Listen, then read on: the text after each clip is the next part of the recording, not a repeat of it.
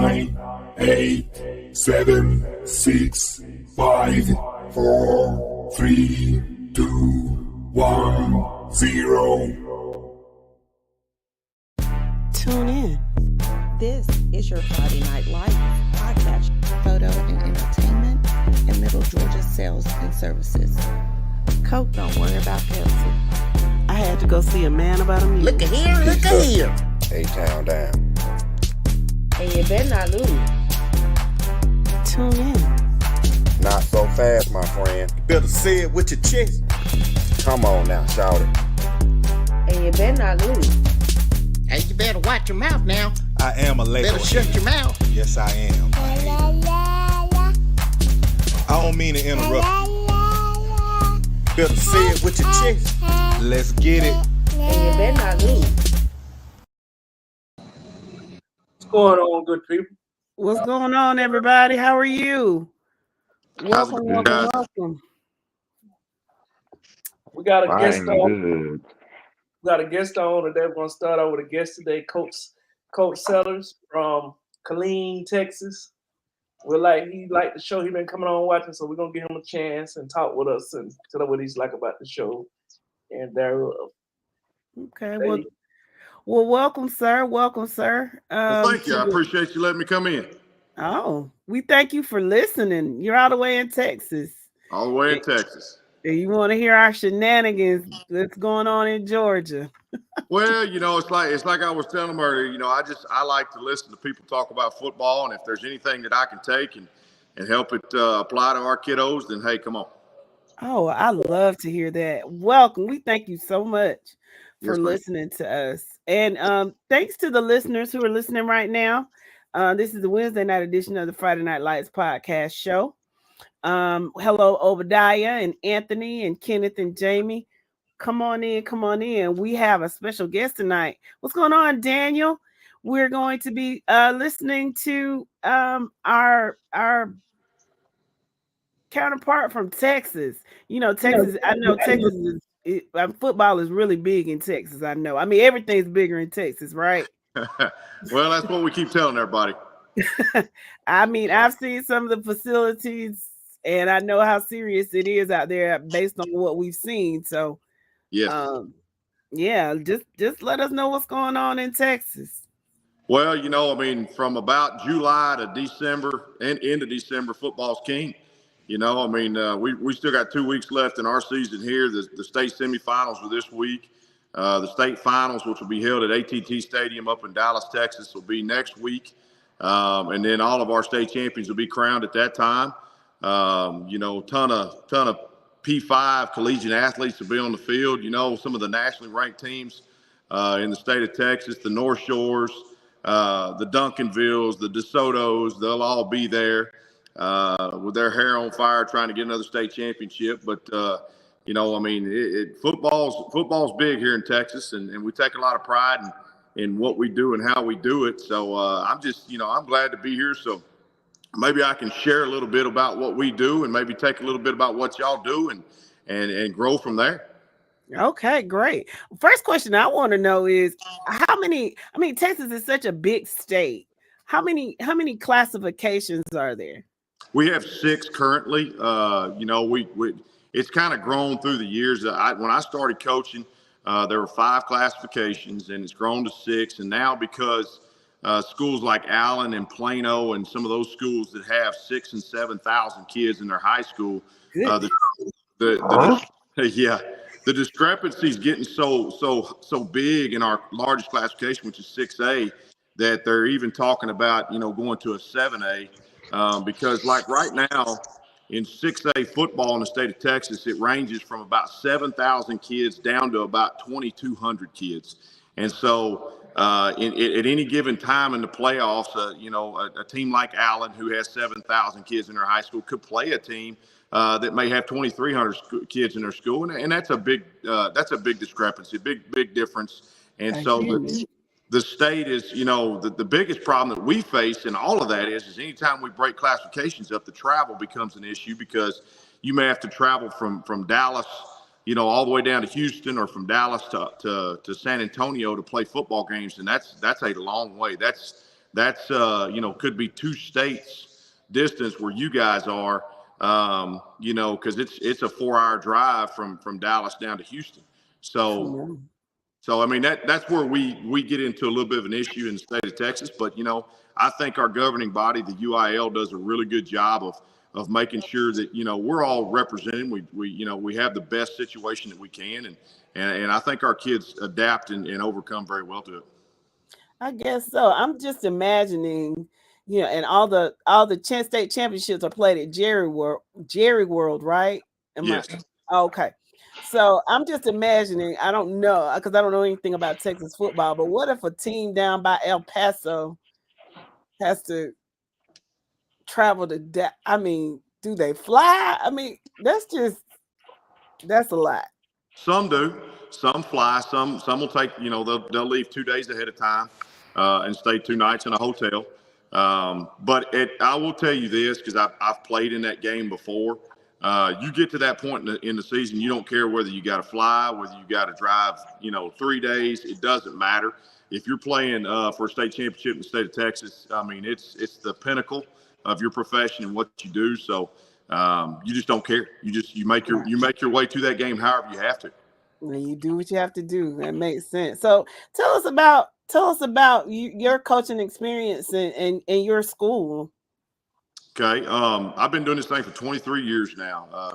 I started out in small school Texas, which, for me was at 3A level, and, got to coach, more of the numbers of like 35 on the sideline, 30 and 35 on the sideline, and was able to learn a lot of valuable lessons at that level, and was able to work my way up into a bigger school at C. King High School, east side of Houston, where I was able to work then with some as you move up classification, you start to see, a lot more of the higher level athletes. And I was able to work with, current Cincinnati Bengals running back Travion Williams there, and some other guys that were able to be very successful at the collegiate level. And then, and it's just like any other state in any other profession, it's about who not necessarily as much about what you know. Had a real good friend of mine get his first head coaching job at Temple, Texas, which is, Temple, if you know about Texas high school football, is the number 4 most winningest program in the state of Texas. So I was able to walk into a situation with a program where they're used to winning football games. And, we were very fortunate in our first year at Temple to go play for a state championship. And so it was, a great experience for me. Got 6 years of being an offensive coordinator in at Temple, and then I was able to go get a head coaching job down the road here at Killeen, Texas, where I've been here now 2 years, and it's a rebuild of the program. That this program had struggled for years, and we were, the best year they had was 3-7 in the last 5, and my first year we were able to go 4-6, and then this last year we were able to turn it and go 6-4, which for this school was the first winning year that they had in the last 11 years. So, we've got this thing going in a very good direction right now. And, right now we're in off season trying to, get ourselves back in the situation in the hunt where we need to be, trying to play at Jerry World. Well, congratulations on that. That's awesome. Thank you. Because that can be difficult to turn around. I mean, to change the culture. It is. And instill, discipline and hard work and all that. Not saying that they didn't before, but yeah, just a different kind of philosophy. So shout out to you. And I see on the screen you went 6-4, which is good. Right. Yeah, it is. It's not where we want to be, but it was a good season for our kids, and I'm proud of our kids for the turnaround that they've made, especially our seniors. They kind of got me in June of their going into their junior year. And of course, coming from a head coach who they loved and they cared a lot for, to a guy that was completely different, 180 degrees different. And they have embraced the culture that I brought, and they're the ones that are the foundational piece for the change that's going to happen here at Killeen High School. All right. That is good stuff, Coach. Coach, this is Thirsty BS Rollins here. First things first, welcome on to Welcome on board to the show. Glad to have you here and learn some stuff about Texas football. Yes, sir. Thank you for having me. But I do got a question for you. Okay. I see you're making a turnaround within the school on the football program, trying to change the culture. What's been one of your greater challenges lately, trying to change the culture and getting the kids to buy in to help you change that culture? Well, the You biggest, I'm sorry, go ahead. I didn't mean to interrupt you. No, I was just gonna say, what are some of those challenges you faced? Well, the biggest challenge is relationships, and I think that's where it all starts. Because kids are kids, and it doesn't matter where you go. You can go into the inner cities, you can go into the rural areas, but kids are still kids. They have to know and feel a relationship with the person that they're with on a daily basis, or else none of it is going to ever be any good. We have really worked hard at just building relationships and trying to connect with kids on a different level to help them understand that we care, that we love them. And we talk about that L word in our program, and I'm talking about love. And, because kids have to understand that you love them, that you care about them, and that you're very passionate about not just football. And that's the thing that we have to preach here at Killeen High School. It's not necessarily the football piece. Football is a byproduct of what we do, trying to teach them right from wrong and trying to teach them how to be a man. And when kids truly... Did we lose him for a second, or was it just me? Just a minute. Just a little bit. He's talking, but Coach, you're talking, but we can't hear you. We can't hear you. Coach, you're talking, but we can't hear you. His microphone is not muted. I know we got him. Coach, just go out and come back in, because we can't hear you. Yeah, because we got some questions that we need you to answer. Coach, go out and come back in, Coach, because we can't hear you. Mo, point to your ear, please. Point to your ear to him so he can see you. We can't hear you.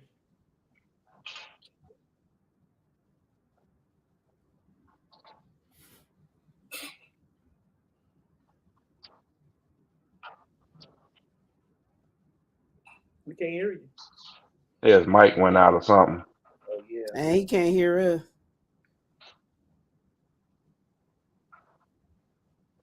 I don't know what happened. His signal went out. Having some technical difficulties. Y'all, bear with us, people. When he comes in, and we'll get to your questions. I know y'all have some questions, so we'll ask. Yeah. Mo, shake your head no. Shake your head no, Mo. No, we can't hear you. No, can't hear you. Go out and come back in. Go out and come back in. Send him a message in Messenger and to tell him that. And Jeremy, shut up. You don't dictate who we kick in and kick out. We ought to kick you out. Get on my nerves, little boy.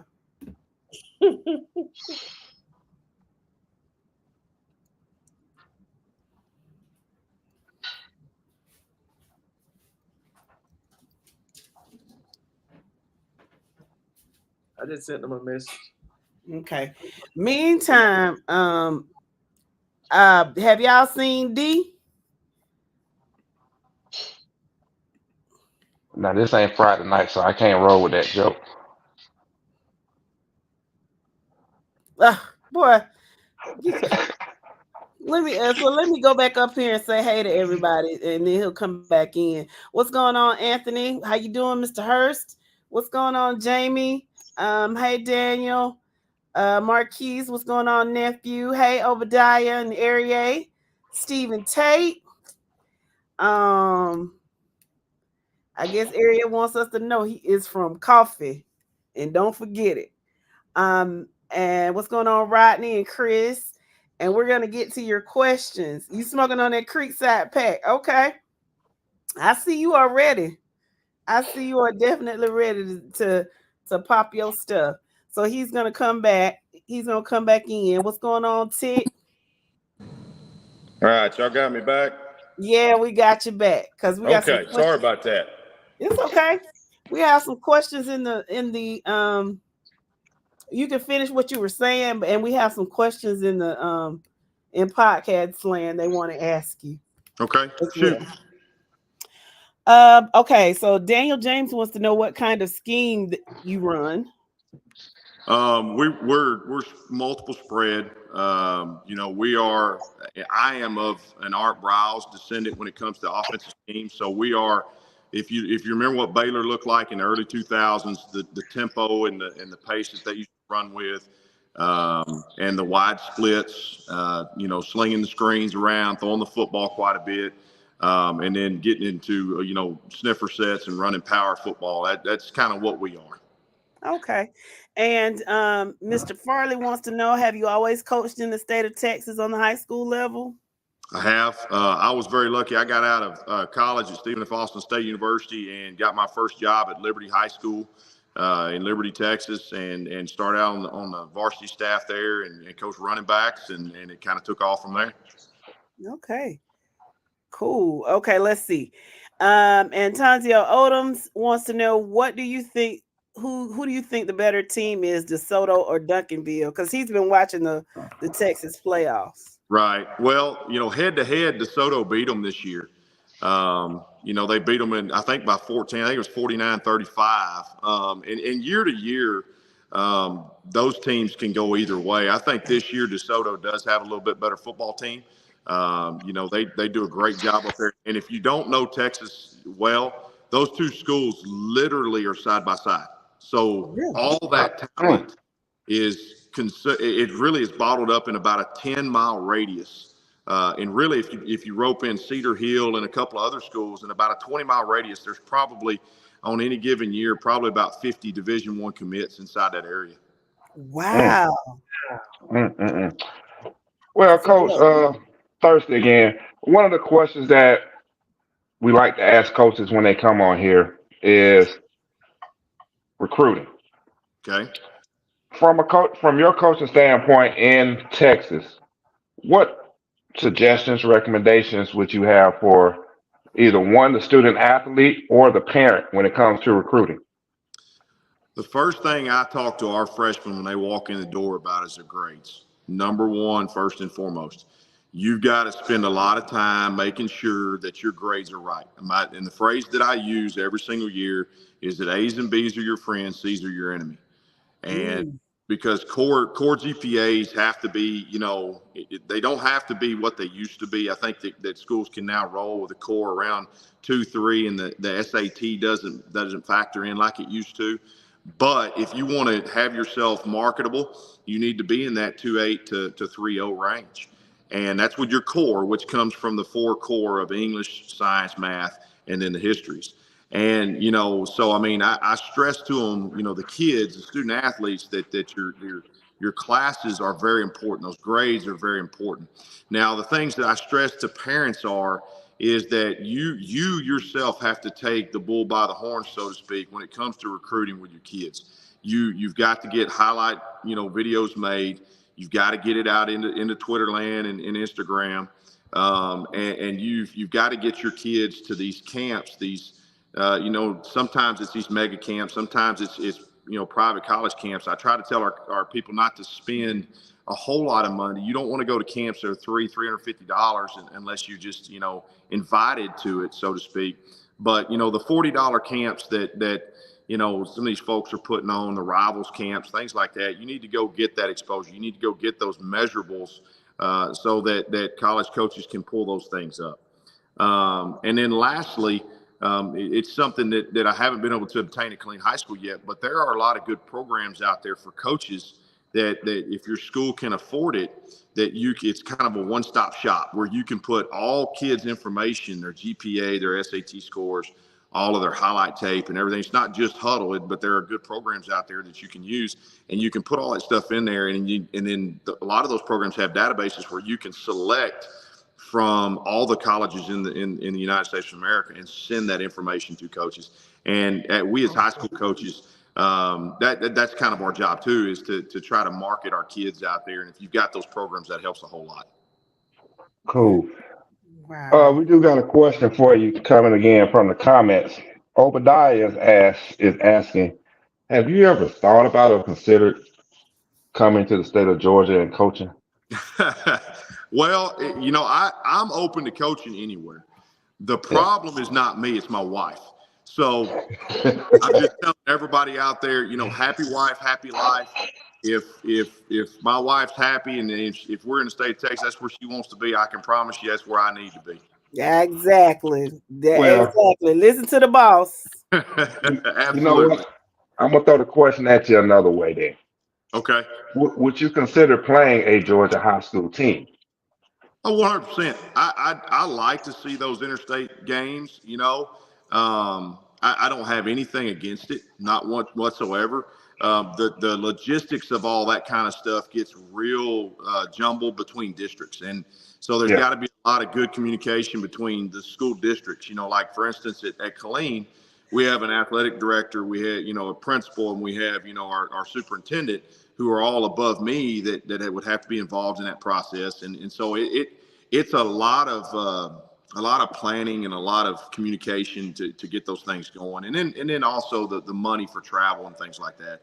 But no, I'm not opposed to it. Again, I tell our kids, one of the things that we talk about is we'll play anybody, any place, anywhere. It doesn't matter, because at the end of the day, it's the best team, the best football team is going to win one way or another. So you can't be scared of failure. You can't be scared of what might happen on the scoreboard. You got to go hit everything with everything you got. So I hear you, Coach. Well, Coach, we're talking about you, we're hearing about you, but let's hear about your team. Who are some standout? I mean, I'm looking and I see you got a couple of all region players on your team, all district players on your team.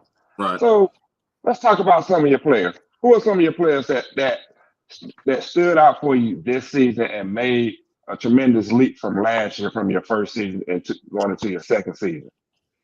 Well, we have a corner / safety. He played multiple positions in the back end of our defense, named Jay Sean Payton. Young man had a phenomenal year this year. He's a big physical corner. He had to end up guarding, three of the best receivers in the country were in our district. One of the rivals or 5-star or whatever, top 50 in the country is Micah Hudson, who's at Lake Belton High School. We had to see him. And then we had to see Bryant Wesco, who's at Midlothian, who's in that list as well. And then Taz Williams, who's a junior, is at Red Oak.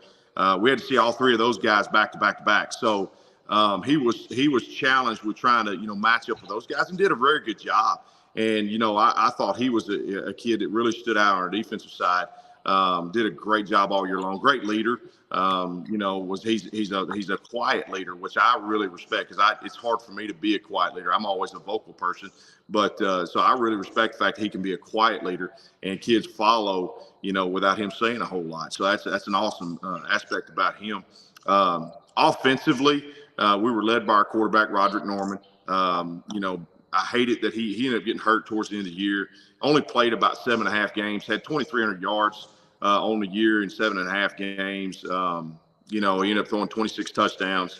He was a spark plug. I mean, one specific game, he threw for over 500 yards, rushed for another 120. I mean, just a dynamic football player that was able to, get the football out to our receivers, who are very good athletes as well.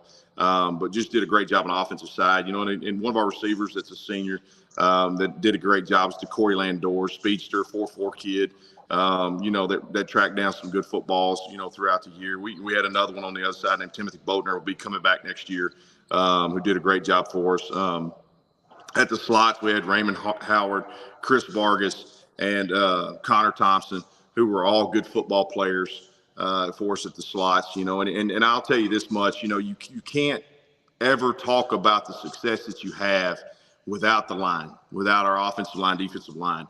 Our offensive line this year, led by Max Wadaki and Tori Gayden, did one heck of a job. And so they were an undersized offensive line, but you don't have 4,700 yards of offense without those guys.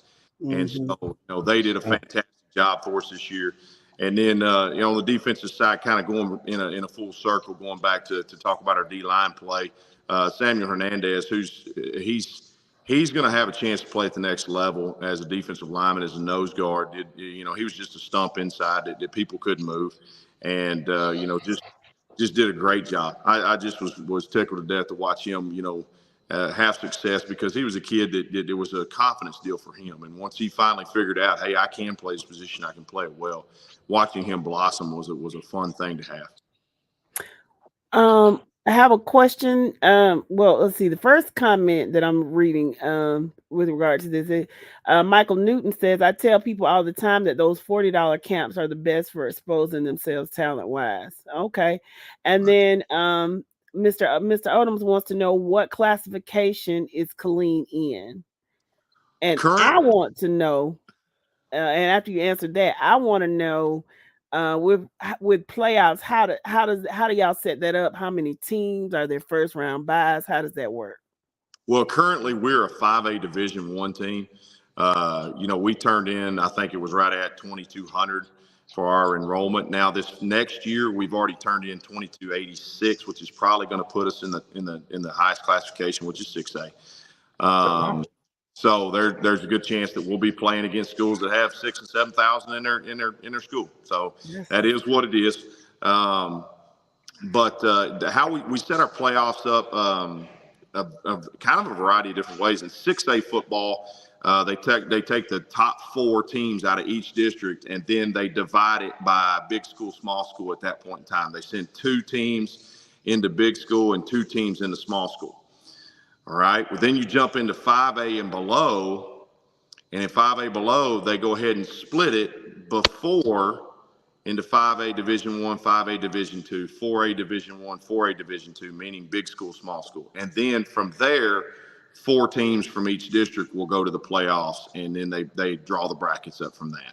So that's a little confusing. If I had a whiteboard behind me, I could show all the diagrams, but it's a good system that allows from each district that gets to play 4 teams to enter the playoffs.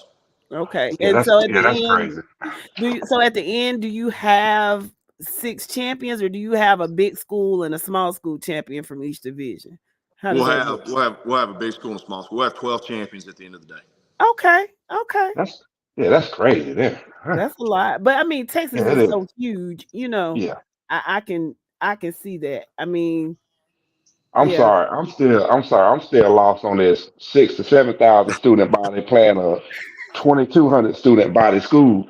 I mean, how do you? I mean, okay, one, we know you can't match. Okay, let's back up. Here in Georgia, I'm not sure how familiar you are with Georgia. In Georgia, our largest classification for this year, and this is the last year, is 7A. Okay. The school may have a good 45, no more than 5,000 students. Yeah. That's our largest classification, and that ranges what we're just gonna say from that 5,000 mark down about 2,200. Yeah. That's our largest classification, 7A. Where majority of us on this panel, our school is in the middle in 3A. Our student bodies average 1,200 to 900. Gotcha. You see, so that's how our classification. That's why I'm sitting here listening to you say 6,000 body school, student body school. That is crazy. Yeah. And the thing about it is, most districts in the state of Texas, like Killeen, has 5 high schools. So most schools will split once they get to be 3,000 or 4,000, and they'll start, just equally splitting apart from there. But schools like Allen High School has 7,000 kids in it, and they are not going to split. They are not going to split that high school up. They just won't do it. Now Plano East and Plano West both have 6,000 kids in their school. So, I mean, they split it already, but they still have that many kids in Plano ISD. So it's, there's a lot of kids. Like I said, 6A classification goes from 2,200 to 7,000, but there's 250 schools inside that classification. And then it just, it's 250 schools there. There's 250 schools in 5A Division I, which goes from 1,800 to 2,200. Another 150 that are from 1,800 down to 1,200. I mean, there's a ton of schools. Of course, the state is huge, but there's a ton of schools that get serviced within the classifications that we have. Yeah, I guess my biggest concern, which is kind of what we deal with here in Georgia, where we have lower classification schools playing higher classification schools, is depth. And Right. even public schools playing private schools, you still have that issue of depth.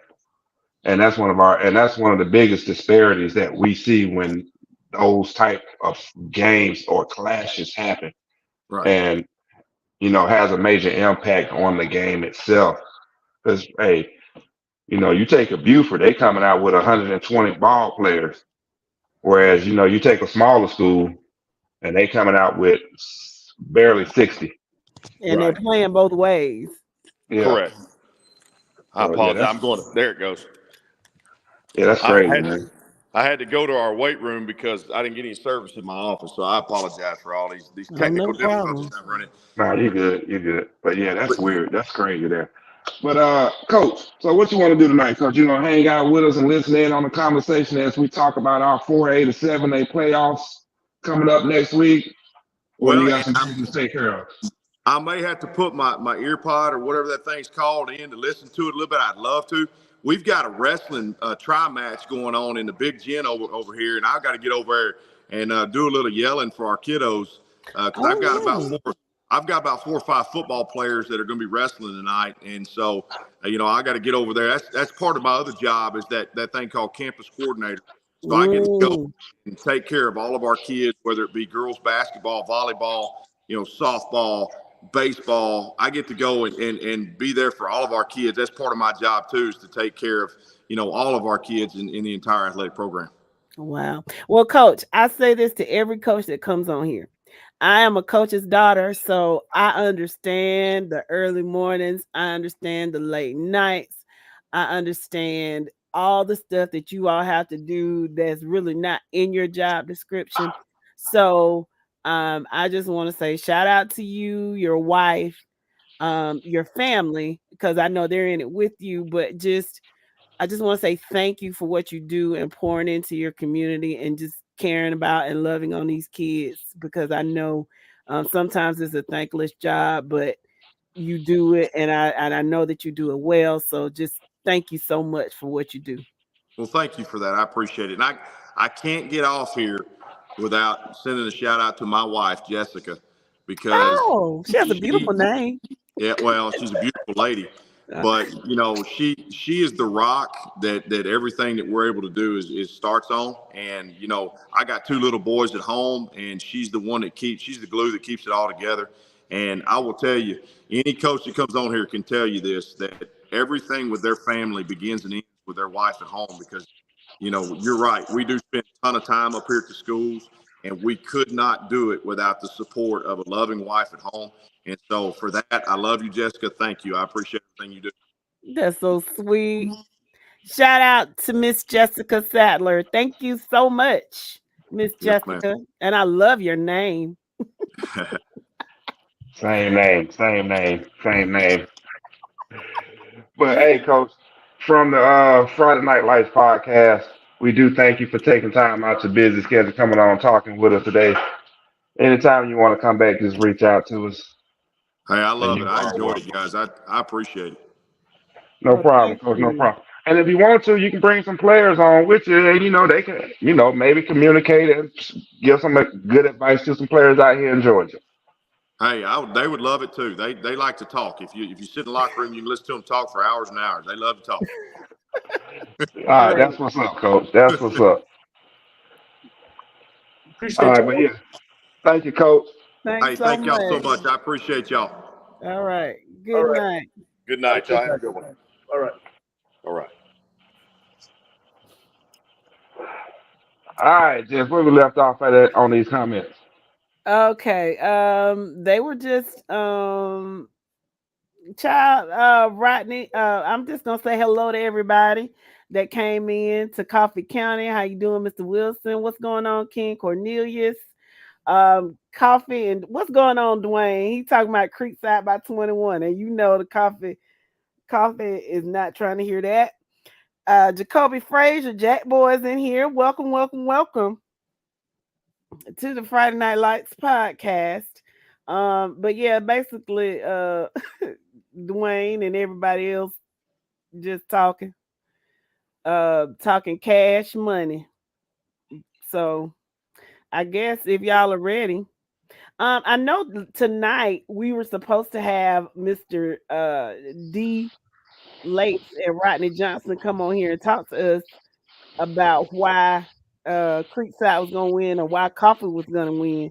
I haven't seen D as of late, but I know Mr. Rodney Johnson was in here, so um, Man, and if somebody from man, they ain't neither one of them finna bust a grape in a food fight right now. you stop. Let's see. No.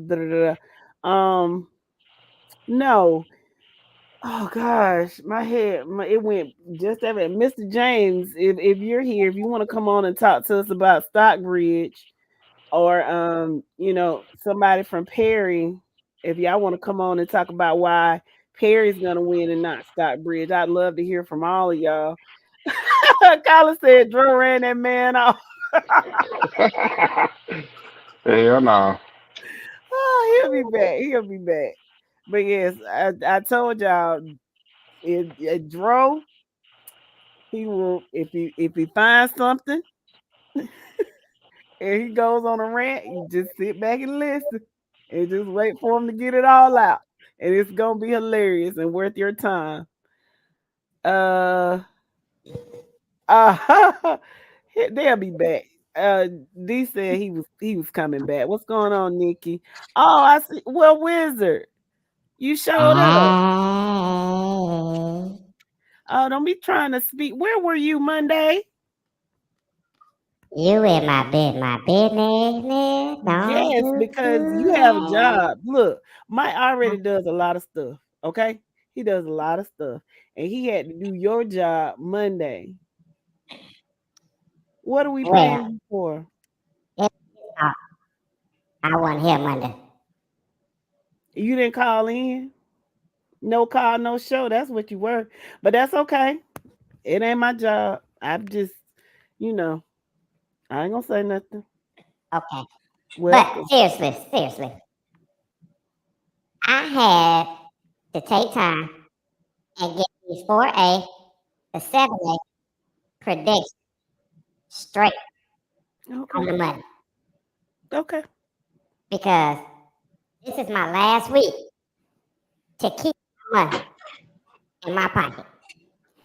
So I had to make sure I had it right. Okay. And yes, Tick, he is. The wizard acting like Black Tony. Who is that? Tick said you acting like Black Tony. Who is Black Tony? You don't watch Ricky Smiley Morning Show? He's always he's always supposed to come into work at the Ricky Smiley Morning Show, and he always has an excuse and never shows up. He always calls and says there's something else going on. But at the very least, Black Tony calls. You don't even show up. But that's okay. Get to going. I like Black Tony. I bet you do. I'm just saying. Better hope Esmeralda don't like him. She ain't got nothing to do with nothing. She ain't got nothing to do with this. Oh, okay. Oh, hey sis, how are you? I'm good. How y'all doing this evening? We're good. We good. I'm sorry. I was so busy fussing at the wizard. I didn't tell you hello. I'm sorry. Okay. How you doing? Okay. Perry folks, do y'all see that? So yes. Stockbridge over Perry by 4. Okay. I don't see that happening, but okay. Okay. Brittany, welcome, Brittany Bubba. Edenfield, he said, did y'all see where the quarterback from Perry got a PWO offer from Georgia yesterday? I did not. Yeah, I saw that. Yeah, Sunshine got that offer. Yeah, he did. Jamie says, no way that's happening, Mr. Wizard. Yo is not on here. Obadiah says he thinks Perry might pull it off. Tick says, good pick, Wizard. Okay, what? So you got he agreed. Tick agreed with you. Now Jamie and Jamie didn't agree with you, but Tick did. It's okay. Oh, Jamie said Yeah. he gonna take that $50 too. All right, Courtney, where are you? Marquita Miller, welcome. She says Perry is definitely pulling it off. Paul says he likes Stockbridge over Perry.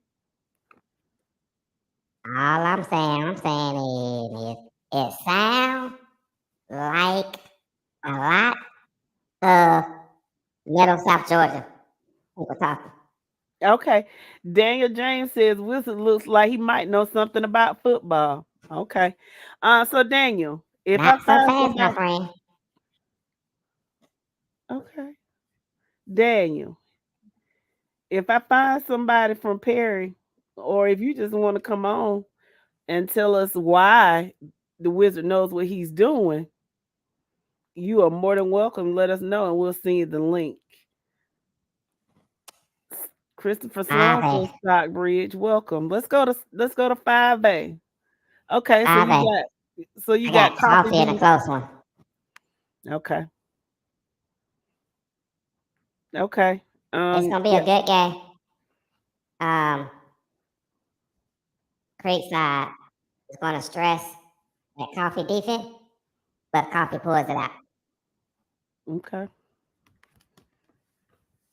I don't think you got anybody that would not on this podcast that would disagree.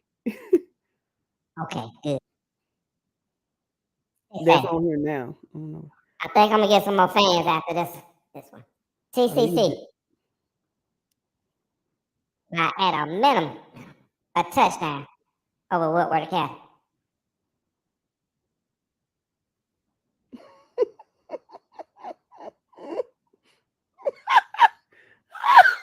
Oh, wiggy, wiggy, wiggy, wiggy, wiggy, wiggy, wiggy, wiggy, wiggy, wiggy, wiggy. Wiki.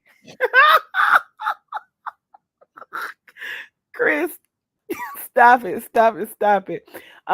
Daniel says he's going with Creekside. Jamie says you got this one right. That they'll beat Woodward Academy. What's going on, Trayvon Jones? I Hello, agree how are with the you? I agree with the wizard. Of course, I knew that. But there are some people that live in Atlanta that seems to think that Woodward Academy has this game bought. I'm not familiar with them, so I don't really know, um, the reasoning behind that. But I've seen several people say that. That's funny. Really?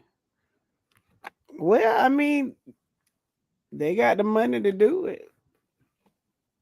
I don't know if that's true.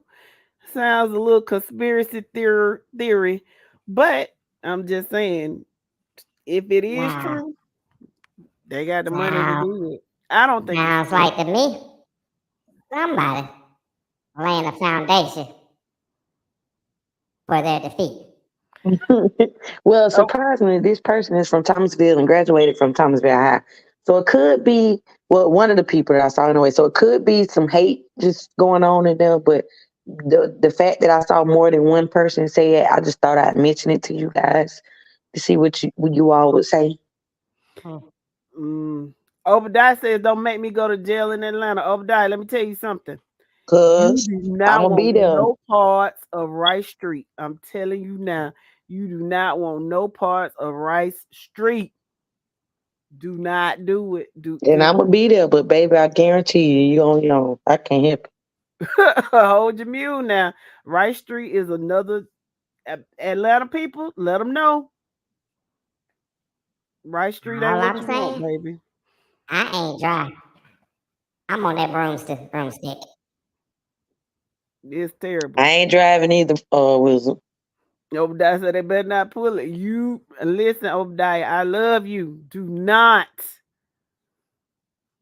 You end up in Rice Street. Yeah, you end up dead tomorrow, and won't nobody know why, and they won't investigate. All right, so you've got Walton over Milton. Jamie says you got that one wrong. All I'm gonna say is this. Milton will be exposed by Walton.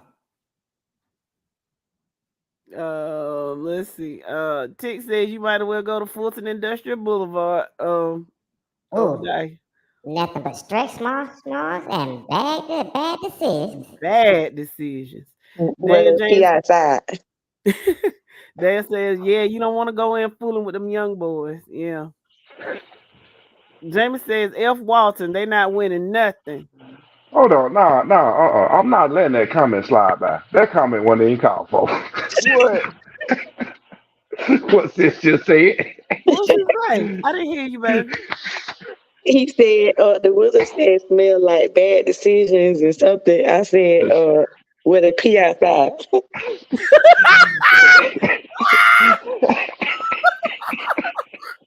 All I'm saying is, you going down. Hey, he right though. You go down there, man. It ain't nothing but stretch marks and bad decisions.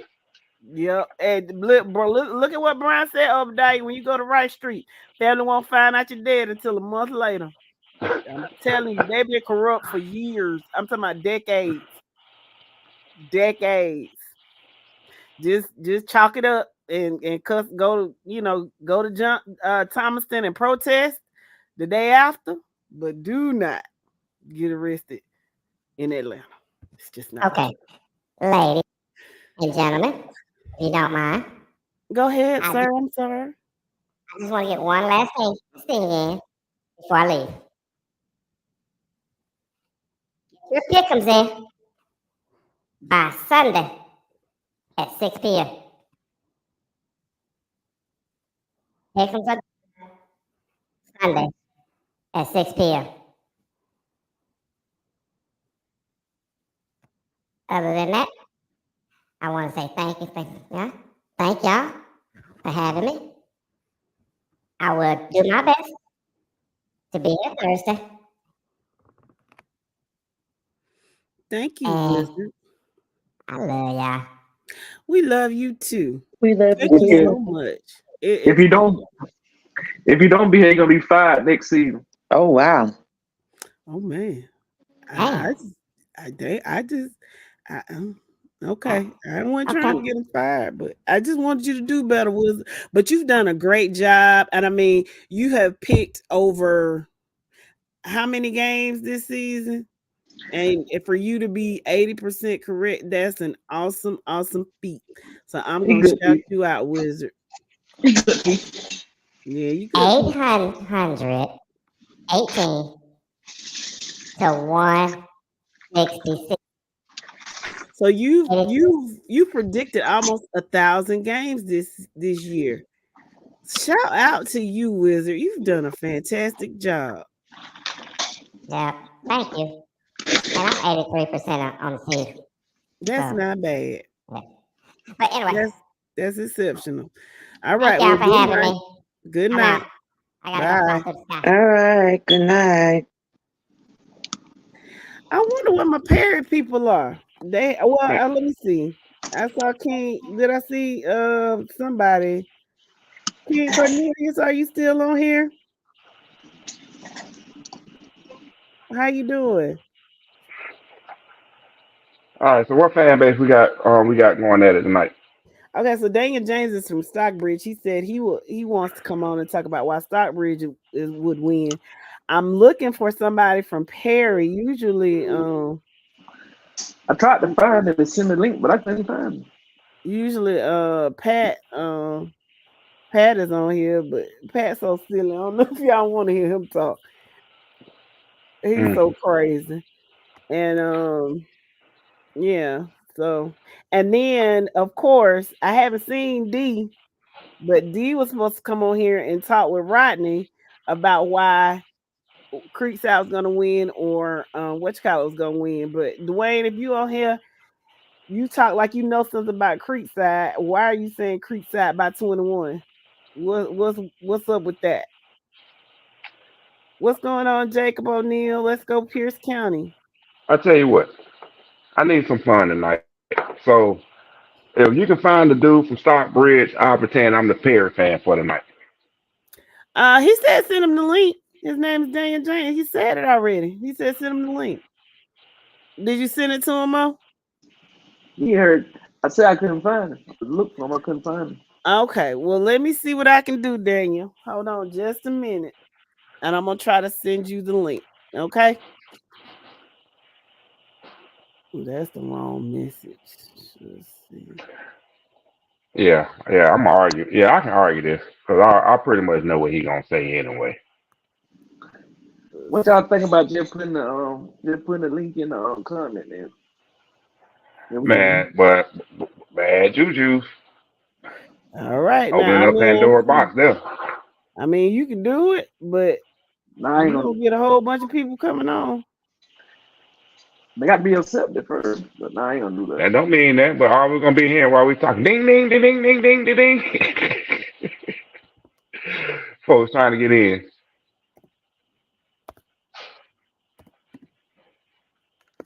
James. Oh wow. Oh, I did not know that. Yeah. No, Yeah. I'm ready for this dude from Stockbridge to come on. Like I said, I know what he gonna say. I didn't realize it was that bad. Though. Wow. Okay, let me Okay. see. Daniel, hold on. Daniel James. Did you find it? I probably have to do it on my phone. Well, while you doing that, I'm gonna talk to Jamie real fast. Jamie, you say this is gonna be the last show before the state. Just so everyone knows, our loyal listeners, we are not planning to come on Monday, Tuesday, or Wednesday. We are planning to come on Thursday after all games are done. We didn't we conversate? Did we have a discussion about doing said with your chest at the end of the night after the game, but decided not to do it because of it being a work day? Yeah. Yeah. But we are coming on Thursday. Our Thursday of next week will be our last show for the season, and then we're going to, announce our upcoming schedule after during that show going into the off season for you guys. So, but we are still going to be posting content. A lot of the content we're going to be posting is going to be focused on the two recruiting periods in the beginning, and then after February, we're going to be, focusing on, highlighting Georgia football players in the upcoming draft. And then obviously in April, we're going to do like we did last year, have our annual first round draft show and get ready for spring football in May. Patrick So that Watkins is, is going to come on. The representative. No, I see Patrick Watkins in the comment. oh, okay. What's going on, So Pat? yeah, that's just a synopsis of our upcoming schedule for the off season. But obviously, we'll keep you guys informed. And if you haven't already done it, please go like and follow our page on Facebook. That page being Friday Night Lights High School Football Georgia. That way, when we do go live, you can get that notification on your phone. And also follow us on Instagram. Follow us on Twitter. Yeah, subscribe on Facebook. I mean, YouTube. I'm sorry. At least on YouTube, you can go back and watch previous shows like the show from Monday and get a good laugh all over again. As as that Mexican fella talked about Creekside.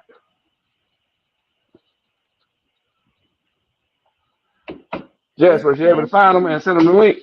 Yeah, I'm looking. I got them, but I gotta copy the link, and then I'll be able to do it. Okay, Hey, I'm but yeah, jumping comments real quick because I see my uncle down there. Shout out to my uncle because he's been tuning in. What's up, Unc? James Marable. Oh, hey, So, Mr. Marable, how are you? um, um, I am the only one who did not doubt y'all. I didn't doubt y'all. For the beginning of the season, I didn't think y'all was going to state, but here we are. Congratulations to you guys, and definitely a huge shout out to you for checking in. And let me find out that you is the leak telling my daddy what I be saying. I'm just kidding. she just playing. He know it. He Don't that's my favorite uncle. don't don't get on him too hard at the Christmas dinner. You so crazy. Can I Okay, get here that? I come. Here I come. I'm coming, guys. I'm sorry. I'm coming. Nah, you good. Uh, Okay, Mr. James. See, find a way to make one. All right, Mr. James. I just sent you the link. God is good. So, Pat, you want to come on and talk to us?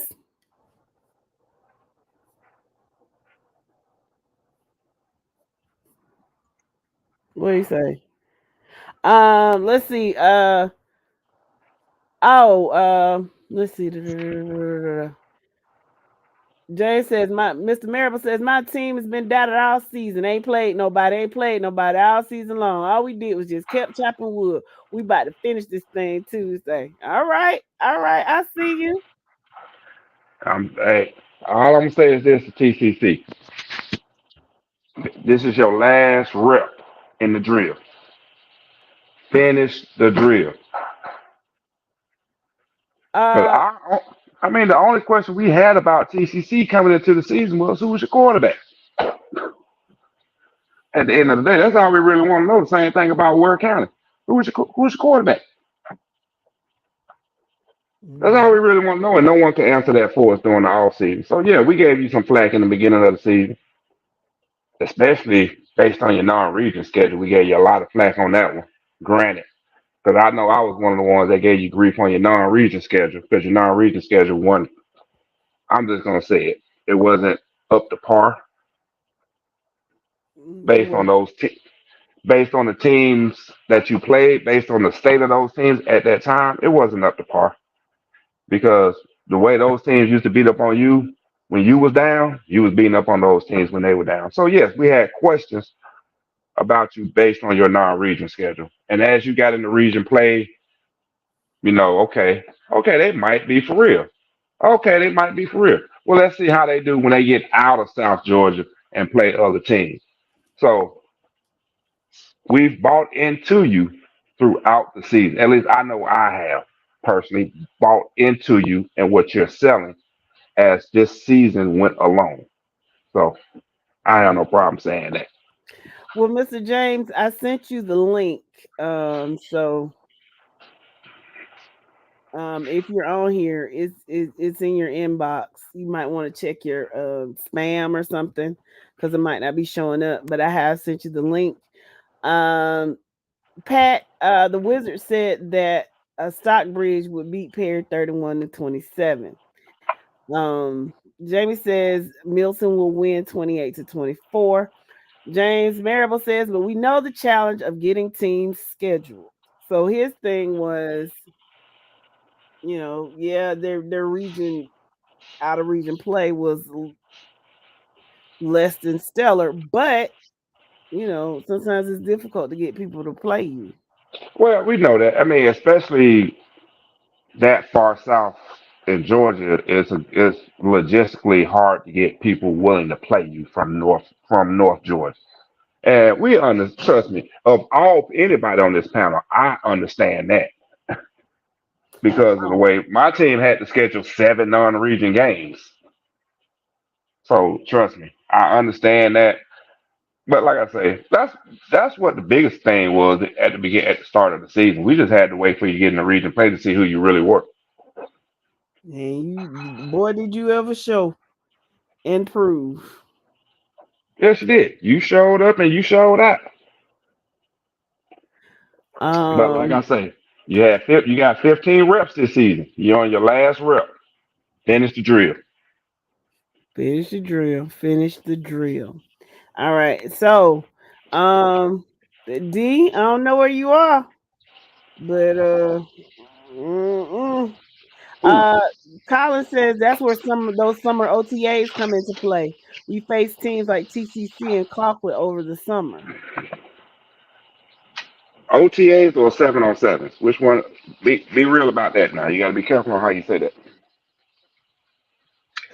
Now, I do got one thing to say, or I want to say, and Me and my partner, we had this conversation yesterday, and I'm a break, and I told him I was gonna say it on the air, so I'm gonna say it on the air. Are any Pierce County fans listening right now? One was Nick. on here. Okay, this is strictly for Pierce County. Pierce County. We said, and I'm still sticking with it. I don't care what nobody else on this panel says. The state title you won in COVID still has an asterisk beside it. You win this title on Monday. No, I'm sorry, on Tuesday. It's legit. Ain't nothing we can say about it. No ifs, ands, or buts. Can't say it's a COVID. It got an asterisk beside it. We can't say none of that. You guys go out and handle business on Tuesday like you're supposed to. You got a legit state title. They were freshmen in 20, now they seniors. So yeah, they should do it up. Yeah. Barry says, say less, we locked. Pat said he just talking, he been off all year. And I hear him saying that in my head. I hear exactly how he said it. He just talking. He been off all year. That's how he's saying it. Who he talking to? He's talking to the Wizard. The Wizard. The Wizard pick the Wizard pick whatchamacallit to win. No, the Pick Wizard Pierce to win. No, Patrick. Oh, he's talking about Perry. Oh, he's from Perry. Yeah. Man, okay. Here's my thing about Perry. And I sat around, me and the Wizard, we conversated, we talked, and then thought about the conversations. You conversed. You did not conversate. You conversed. Okay, you said tomato, okay? No. You know I ain't no English major. Hell, I could nigga, I speak Ebonics. Okay, but anyway, the thing that kept coming back to us was, is this stage going to be too big for Perry? That's one of the factors that we looked at. The second thing we looked at was, is Perry going to come into this game as hungry as those kids from Stockbridge? Eliminate the coaching staff, eliminate, anything outside of the players, eliminate all that. Focus on just the players. Are those players from Perry going to come in as hungry as Stockbridge? Why wouldn't they though? Stockbridge. What advantage does Stockbridge have that Perry doesn't? Who is that? Who are we talking to? It's Daniel. What's going on, Daniel? Welcome. What's happening, good people? We'll come back to this. Daniel, what's your school again? Perry? Stockbridge. No. Okay, you Stockbridge. So, okay, Daniel, I'm gonna tell you right now. I saw Stockbridge play Douglas County in the very first game of the season down at Morehouse, right? Yeah. Okay, I fell in love with Stockbridge, but I hated the receivers at the time because they drop the stuff all over the place. But I know what kind of team Stockbridge got. I like it. Honestly, it's Cedar Grove 2.0. So I'm with Stockbridge, but I'm playing the enemy and I'm Perry today. I hear you. So let's do this. Why is Stockbridge gonna win?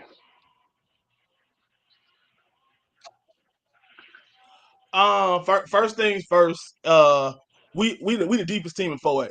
Ain't nobody playing as many. Ain't nobody got as much talent as we got across the board. They might got guys. They might got some better guys in certain positions, but they ain't got what we got. Like we got in the front seven, we gonna play at least 12 guys. We're gonna play at least 12 of them. All of them getting there. We got I think 7 or 8 guys on the roster with 8+ sacks. With our lead pass rusher Cam Reese, he got 19 sacks and 41 TFLs on the year. That's just defense. Then we got a free safety going to Marshall. We're gonna play 4 or 5 linebackers depending on what formation you come out in. We real multiple. Nobody's quarterback. Yeah, everybody quarterback we play get hit in the mouth. Go ask the boy down. Go ask Nico Fan down there at Colquitt. Go ask my man over at Douglas County. Anybody. Ask Cromer Hawk. He's still limping from last week. Anybody getting it. That's how we coming on defense. Offensively, like I told y'all earlier, ain't but two backs in the state I'm taking over Duke Scott. I give you your boy Bo over there at Cedar Grove. I give you my man with the legs from Lee County. Other than that, y'all can miss me with that. Yeah, Cromer. Yeah, Cromer. Yeah. No. That's the we call him the other dude. Oh, you know that's he nice, but he ain't like Duke Scott different. Like ain't nobody been able to run the ball on Benedictine all year. He ran for 300 last week. You know what I mean? So it's different. It's different. We play different. We gonna hit you in the mouth. Everybody we done played, including Colquitt, we done got that. No, we gonna hit him in the mouth. I don't think Perry is on the level when it comes to physicality. They nice, they multiple, they got a lot of weapons, and I think they're gonna push us as far as the stretches, as far as like with that quarterback and what he can do. But quarterbacks are quarterbacks. They all the same when they get hit. Once and somebody say it once a week, he can't throw from his back. So it is what it is. And I like our shots with anybody. We done played with the best of them, so I like our shot. Okay. So this is me talking for Perry. I have a quarterback that has played against multiple finalist teams, semifinal teams throughout his career. So, and on top of that, I've come in my senior year at this school, and I've thrown for about 2,200 yards. Oh, and keep in mind, I did miss a few games, right? So I want to see he broke his hand. your second. So I want to see you stop me, i.e., coach again at quarterback. Stop me from making your secondary look silly. That's number one. Number two, you say you got a good front seven. You're going to rotate about 12, 13 people. Well, as you rotate them linemen up front, if Ahmad Gordon ain't running it down your throat, as you expect, I'm going to have Corian Daniels run it down your throat, too. I mean, that sounds good in theory. But you done seen all the backs we done played. Hold on, buddy. I'll let you talk. I'll let you talk, man. I'll let you talk. Do your thing. So, do your thing. If you think you're going to stop my running game, right? Okay. And you think you're going to get to me, coach, again, I got a little bit of scrambling, a little bit of mobility in me so I can get outside the pocket. And I can throw it downfield and hit my receiver, Mr. Anderson. And if I can't find him, trust me, I'm going to dump it off the pedigree. Because I got some receivers that are some dogs that's going to make me look good. All I got to do is get it into their catch radius. You see what I'm saying? But you talk about you talk about your offense, right? I understand. Mr. Scott ran, okay, good. He put up almost 2,400 yards this year. But I'm going to tell you like this, though. That your quarterback, Mr. Tompkins, he doesn't scare me right now. He does not scare me. He does not scare my defense.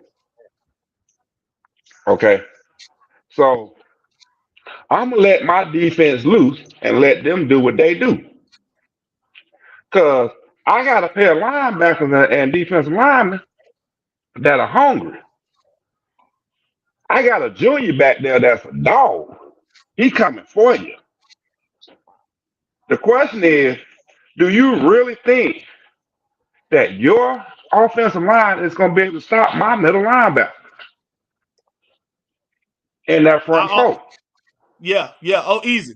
I like us in the trenches all day. I give you that. Okay, you want if they can make the game a perimeter game, then I think that's why they can take advantage of us the most.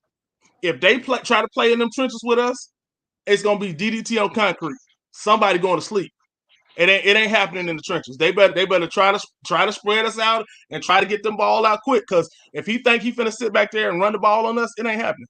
It ain't happening. Okay, I'm gonna tell you like this. Them trenches, we don't play with nobody in them trenches. Okay, I'm gonna tell you like this.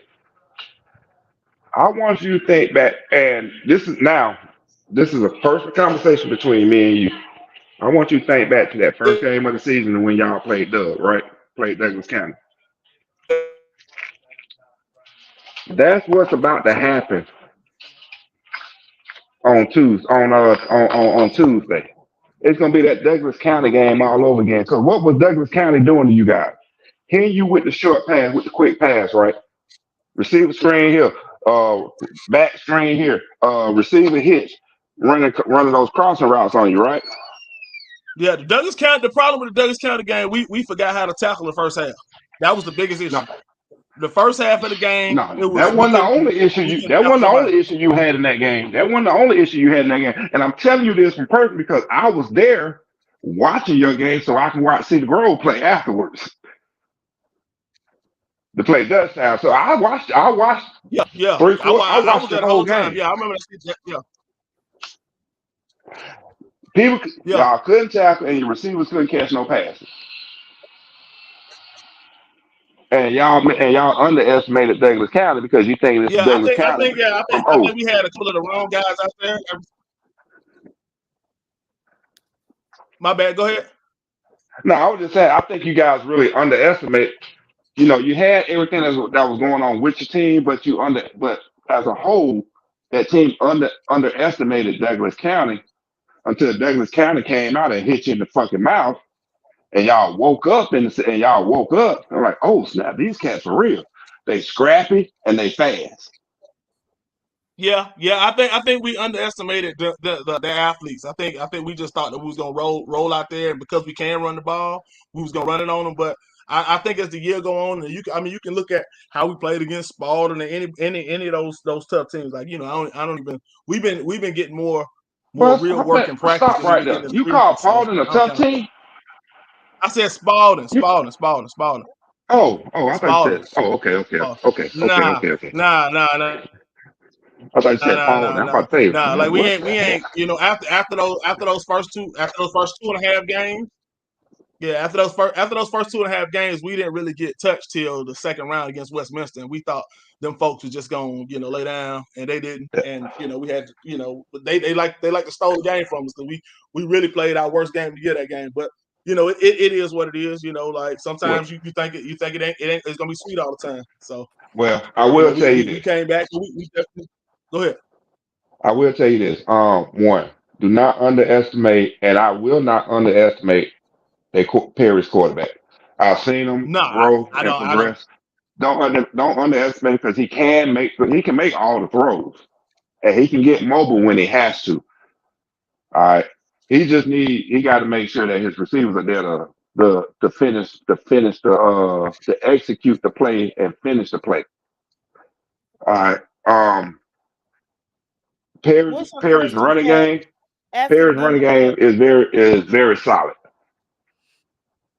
Their defense. I think, yeah, I agree with you about. I think the thing with their running game is their running back is different in the sense of he's more of a he want to take the top off every play.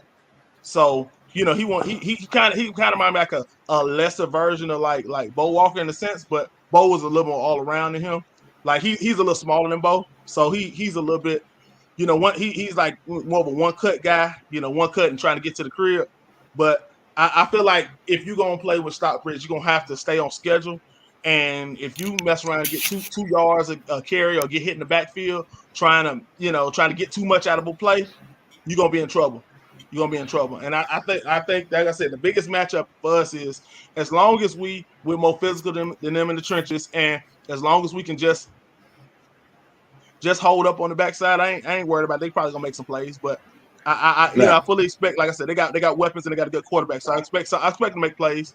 I just feel like if we can hold up on the backside, just not get killed back there, we'll be all right. Like I said, I'm not worried about the tight ends. We got a linebacker that's been shutting down everybody tight end, including my man down there in Colquitt. So he been zipping it up with every tight end that we play. So I'm not worried about the tight ends. We ain't gonna talk about that coach, man. We ain't gonna talk about the coach, man. But I will say this, and I said something earlier when we started this conversation. I look at y'all as City Grove 2.0. And I said that And I say that because of your physicality that you play, Yeah, that yeah, Stockbridge plays with. I Here's agree. my thing. Oh, I'm getting sick No, and tired. Sick and that tired of this that whole. physicality that I I y'all. knew he sat was back coming. the I knew he was whole coming. No, time. I done sat and Let me watched. finish, I knew he was Joe, coming. let me finish. Man, Let me finish, Joe. Let me finish. All right, man. because what I'm about to say, Joe, you're going to agree with. The physicality that y'all play with, specifically in the secondary, is going to hurt y'all in this game. Because your secondary is very handsy, and it's gonna hurt you in this game. You're gonna help us keep drives alive because you guys are too handsy, you're too physical, you don't know when to pull back, and you have issues when it comes to playing the ball unless it's coming directly at you. He's talking about Cedar Grove. No, I'm talking about Stockbridge. I know you said it's Cedar Grove 2.0, but everything you just talked about is what I saw Cedar Grove do. But That's why okay, I call them City Road 2.0. That's what I'm saying. You're going to keep drives alive for them. You're going to have them third and long. You're going to keep a drive alive because of a defensive hold or defensive pass interference. So tell your cornerbacks to pull back some on that physicality. And that hand play they like to do Let going me ask you a downfield. question. Mm-hmm. Let me ask you a question. Me or If him? Me or Stockbridge and Cedar Grove were to play each other this season, who would win? City Road. It would have been I don't know no. about that. Listen to it would have been a game like Dutchtown game. Yeah, Because yeah. I'm gonna be honest It's with gonna you. be a one I'm gonna be possession honest with you. game. All three teams are built the same. It would have been a game just like that Dutchtown game. It would have came down to the wire. Yeah. But I I think City believe I'm Grove would have having pulled it out because connection they have a more issues elusive because I quarterback. can't. I missed everything you just said. I believe it's on my end. I think I'm having connection issues. Lies you telling. Lies and garbage. Lies and garbage. No, I'm serious. Well, I'm just saying I'm gonna have to listen to the playback of the show. Cause can you repeat what you just said? What I said was that those three teams, it would have been if City Grove played Stockbridge, it would have been a game just like the Dutchtown and City Grove game because all three teams are pretty much built the same and play the same. The main reason that I'm saying City Grove will win is because of our quarterback play. We have a more experienced and elusive quarterback than those two teams. Dutchtown had a freshman at quarterback, whereas Stockbridge is running a junior senior at quarterback, He a senior. a senior at quarterback. But we have a better quarterback than those two teams, and that's what would have made the difference. And that's what made the Yeah, difference in the Dutchtown game. yeah, It's the quarterback play. yeah. Because they in that second half they was able to run the ball on y'all some and kind of keep them off the field. So I think that's what kind of got them back in the game. But like I said, like that last drive they had to have, he kind of pulled them through. So, but yeah, like that was one of the best games I've seen this year live. Y'all in Dutchtown. What's your name, sir? Daniel James. What's your name, sir? Daniel James, give me a score for the game. Who? I think it'll be close early, but like I said, I don't think they can fight with us for 4 quarters. Like they ain't. I don't think they built like that in the trenches. So I'm gonna say probably something like 35-17 Stockbridge. Man, you out your mind, bro. I don't think it's gonna be that far. It's not gonna be that wide. I'm sorry. Hey, y'all watch Perry this year? I have. I done seen every. I done seen every game they played. Like I said, I got them on Huddle. My little cousin, he played linebacker, so I'm tapped in with the Huddle. So I done watched every game they done played back to the preseason. So Now, don't I get me done wrong. seen it. Don't get me wrong. I know Stockbridge played Douglas County and Colquitt, and those are, now looking at it later in the season, those are 2 quality games, 2 quality opponents. I know that. Perry didn't play a Colquitt or a Douglas County, but they had a tough schedule as well. I guess what I'm trying to say is don't underestimate the Panthers. That's basically what I'm getting. I'm not underestimating them. I mean, like I said, it's a real assessment based on what I've seen. Like they gonna pose some problems. Like, and that's the biggest thing. I know if they can make the game, if they can just make it a perimeter game and just keep the ball outside the hashes and try to beat us over the top, stuff like that. If they can do that all game, then they, like I said, it'll be closer and they might pull it off in the end. But I just feel like with the way we play physically, like we gonna weigh you down. About halfway through the third quarter, them D linemen gonna be sucking wind and they're gonna get tired and they ain't gonna be able to tackle nobody and they gonna be able to get off on blocks. And I think it's gonna be tap out time by the fourth quarter. I respect that. I just think that this could be one of the better state championship games, in all. Oh yeah, they definitely got enough matter. talent. Yeah. I agree with you on that. Like, they definitely got enough talent to make the game close. Like, I'm not sleeping on them at all. Like, I don't believe in overlooking nobody. Like last week with Benedictine. Like, I mean, like, I knew we would have some success. I didn't think we would run on them like that. What happened in that game? What happened in the Benedictine game? So we can get clarification, please. We punched them in the mouth. Okay. More specifically, what happened with Benedictine? Okay, they first things first. They don't really have no depth like that. They had their 4-star quarterback playing safety, and like we just said with Stockbridge, everybody on the field got a tackle.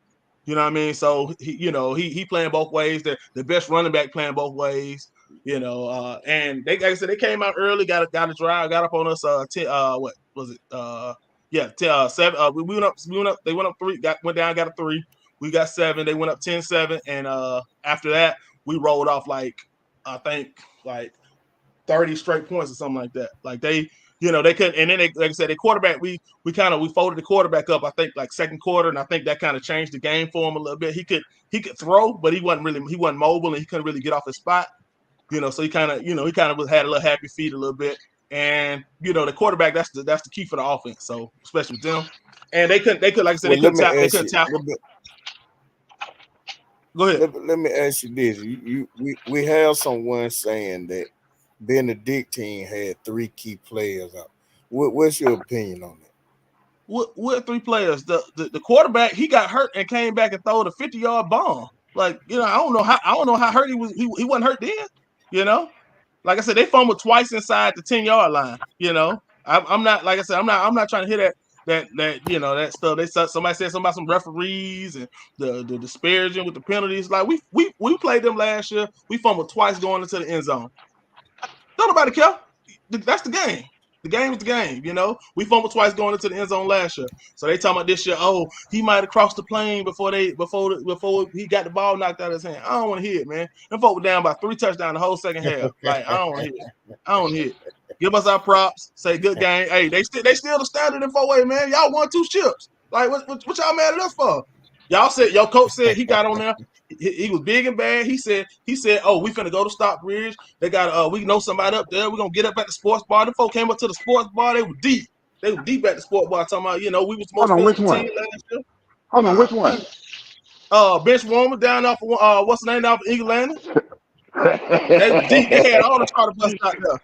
It's the midget still working out there. It's the midget came still in working took over the there. whole Stockbridge. Forget that. It's the midget still working there.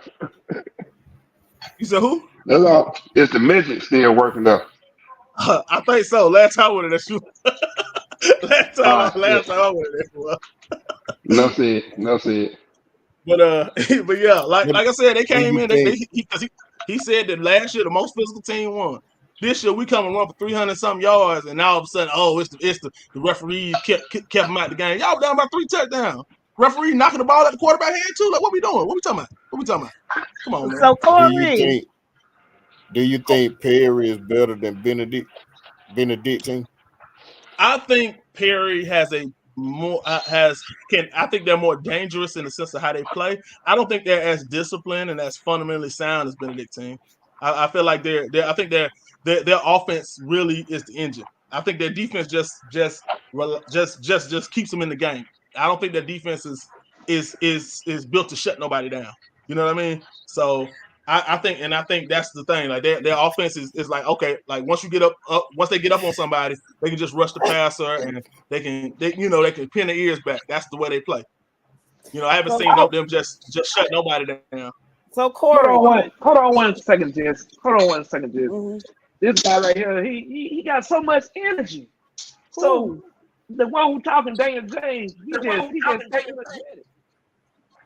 But I want you to have the same energy when Sunshine throws 6 or 7 on y'all. Come with the same energy. You gotta echo, yo. I can't hear you breaking up, bro. It's breaking up, bro. Corey Daniels, you want to come on and talk about Perry and dispute what Daniel is saying? Yeah, please bring somebody from Perry on. Because tell you the truth right now, I like the energy Daniel bringing. I really do. I love the discussion, man. You know. Mm-hmm. It's very good. But Corey, let me know. Pat won't come on. He talking about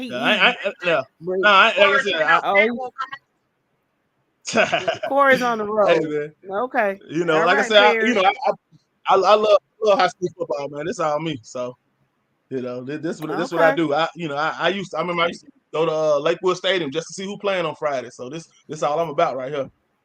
You know. So let me ask you a question. Go ahead. What's your opinion on ones at stadiums? I mean, as for me personally, I don't like them because I feel like it's if the game get too hot, I feel like it leaves too much up to chance and somebody can get out of control, and folks sitting that close, I just don't believe in that. But like I said, I as somebody who done been to all the stadiums on the east side plenty of times, like it does have its allure. I get it, you know what I mean? Like it's like a kind of like an acquired taste. It ain't for me, but like I can respect what it is. But I do like that you can bring your lawn chair up there. I wish I had known that. Yeah. But it is not very handicap friendly. I mean, like not at the bottom. I have a bad knee, so I went down. But when I was coming up, I had to go all the way to the end. I don't know why you brought that up, because I'm over here dying laughing right now. Why are you laughing at me? You know my knee bad. I told you that. Hey, but I got up. Let me ask you one more question, Daniel. What do you think about when Perry's defense shut down Bainbridge? I think Bainbridge should have won that game because that boy dropped that touchdown in the corner of the end zone. I was watching that game early on Huddle. Like, yeah, Bainbridge should have beat them by a lot. Like they threw for a lot of yards. They got inside the red zone and something happened every time. Like they know they should have lost that game. If they only scored 7 points against Bainbridge, like Bainbridge been scoring points. Like that boy dropped that touchdown in that corner route. Like because he beat the safety the first time on the corner route and the quarterback threw it late and he didn't get his feet in. They came back to the same route, threw it to him again. He was wide open. Boy just dropped it. So. They stole one that game. So just for the record, is Perry in trouble? They in trouble if they think that if they don't come prepared to fight, they're gonna be in trouble. They think that it's just gonna be, oh yeah, we're gonna out scheme them out. Yeah, that sounds good. Like what your boy say, everybody got a plan so they can hit them out. Like that sounds good. Y'all can do what we do. Everybody know what's up with us. You can look at the stats and see what's going on with us. We 65-35. We gonna pass some. Like the last probably about 7 or 8 games, our passing game been real efficient. That's all we need to do. Just stay efficient in the pass game and give us opportunities to run the ball. And it's gonna be curtains. Like like I said, we got three backs that can run. We got, like I said, the quarterback is always a running option. So. Offensively, like I said, I'm not worried about us. Like I said, defensively is the only place I'm worried is if they can make it a perimeter game. And because, like I said, if they think it's just gonna beat us up in the trenches, then they can try it. But like it ain't gonna go down like that. All right, I'm telling y'all, I like the energy of Perry. What y'all gonna do? All they saying is we don't talk, we play. They ain't saying much of nothing. Come on, man. Don't do that. Don't do that. Like, come Now, on, I'm just man. saying. I'm just telling you what they saying. I mean, I know, but like, come on, man. Like I came on just like everybody else do. I just came on to talk about my team just the same way they gonna talk about theirs. It ain't And Well, I it ain't all hey, that. appreciate, I and ain't that's what trying to I'm Daniel. down them folks. I saying. think them folks got a good team. I mean, ain't nobody sorry this point in time. You know what I mean? So I ain't and you don't hear me saying that. Oh, Perry ain't this. Perry, no. The folks, if we come in thinking we just gonna roll out there and beat them folks because they like to pass and we like to run and we gonna be more physical and we ain't got to scheme nothing up. We ain't got to play sound. We gonna get beat. That's what it is. That's football. But at the same time, we talking about it. We ain't none of us playing. Let tell some we Exactly. got to do our talking on the field. Ain't none of y'all talking on the field. I'm chilling this. Like, come Well, on, man. hey, Daniel, real fast. Yeah, This Thursday, by the way. yeah. I'm gonna say this. I've been following Stockbridge since shit. What's this? 23. Yeah. Since cause my son played at Llewellyn. When he was at Okay. Llewellyn, Stockbridge and Llewellyn was in the same region for a while. Okay. So, been following y'all for a minute. Been noticing, watching y'all. So, me living in Henry County, I'm rooting for y'all. Plain and simple. Bring it home to Henry County. That's the plan. All That's the right. plan. So I just need for y'all to finish the drill. You gonna be in the building on Tuesday? Oh, for sure. For sure. All right. I might take Monday and Wednesday out just cause, but I'm definitely gonna be there Tuesday. All right. I might pull up on Tuesday when I get off work. I don't know. I gotta have a conversation, but I might pull up on Tuesday when I get off work on my way home. And Yeah. Daniel, make sure you reach out to the This Coffee dude County. and the arrogance and the confidence and I mean, What it's arrogance just and something about confidence? his What arrogance arrogance and that just confidence I getting up got under tonight? my skin, man. I mean, What arrogance man, and listen, confidence I got tonight? man, you just exuding arrogance and confidence, like y'all, man. You know what? Maybe it's You know just me. why? You Maybe know it's why, because Joe? You know why? Because Daniel, so you understand, my team is City Grove. Went to Mm-hmm. school, played ball there. I already That's know. my team. I've been around long enough to know who rocking with who. So Dro trying to come at me.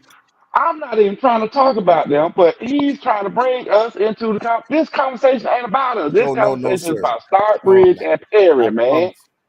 I Uh-oh, promise you Dro. on that. Somebody said you got Let me ask you championship one envy. question. Let me ask you one question, Dave. Go ahead. What changed with Stockbridge, culture wise? Because before 2011, Stockbridge wasn't really known as a juggernaut, maybe, or a consistent playoff contender. What do you think changed?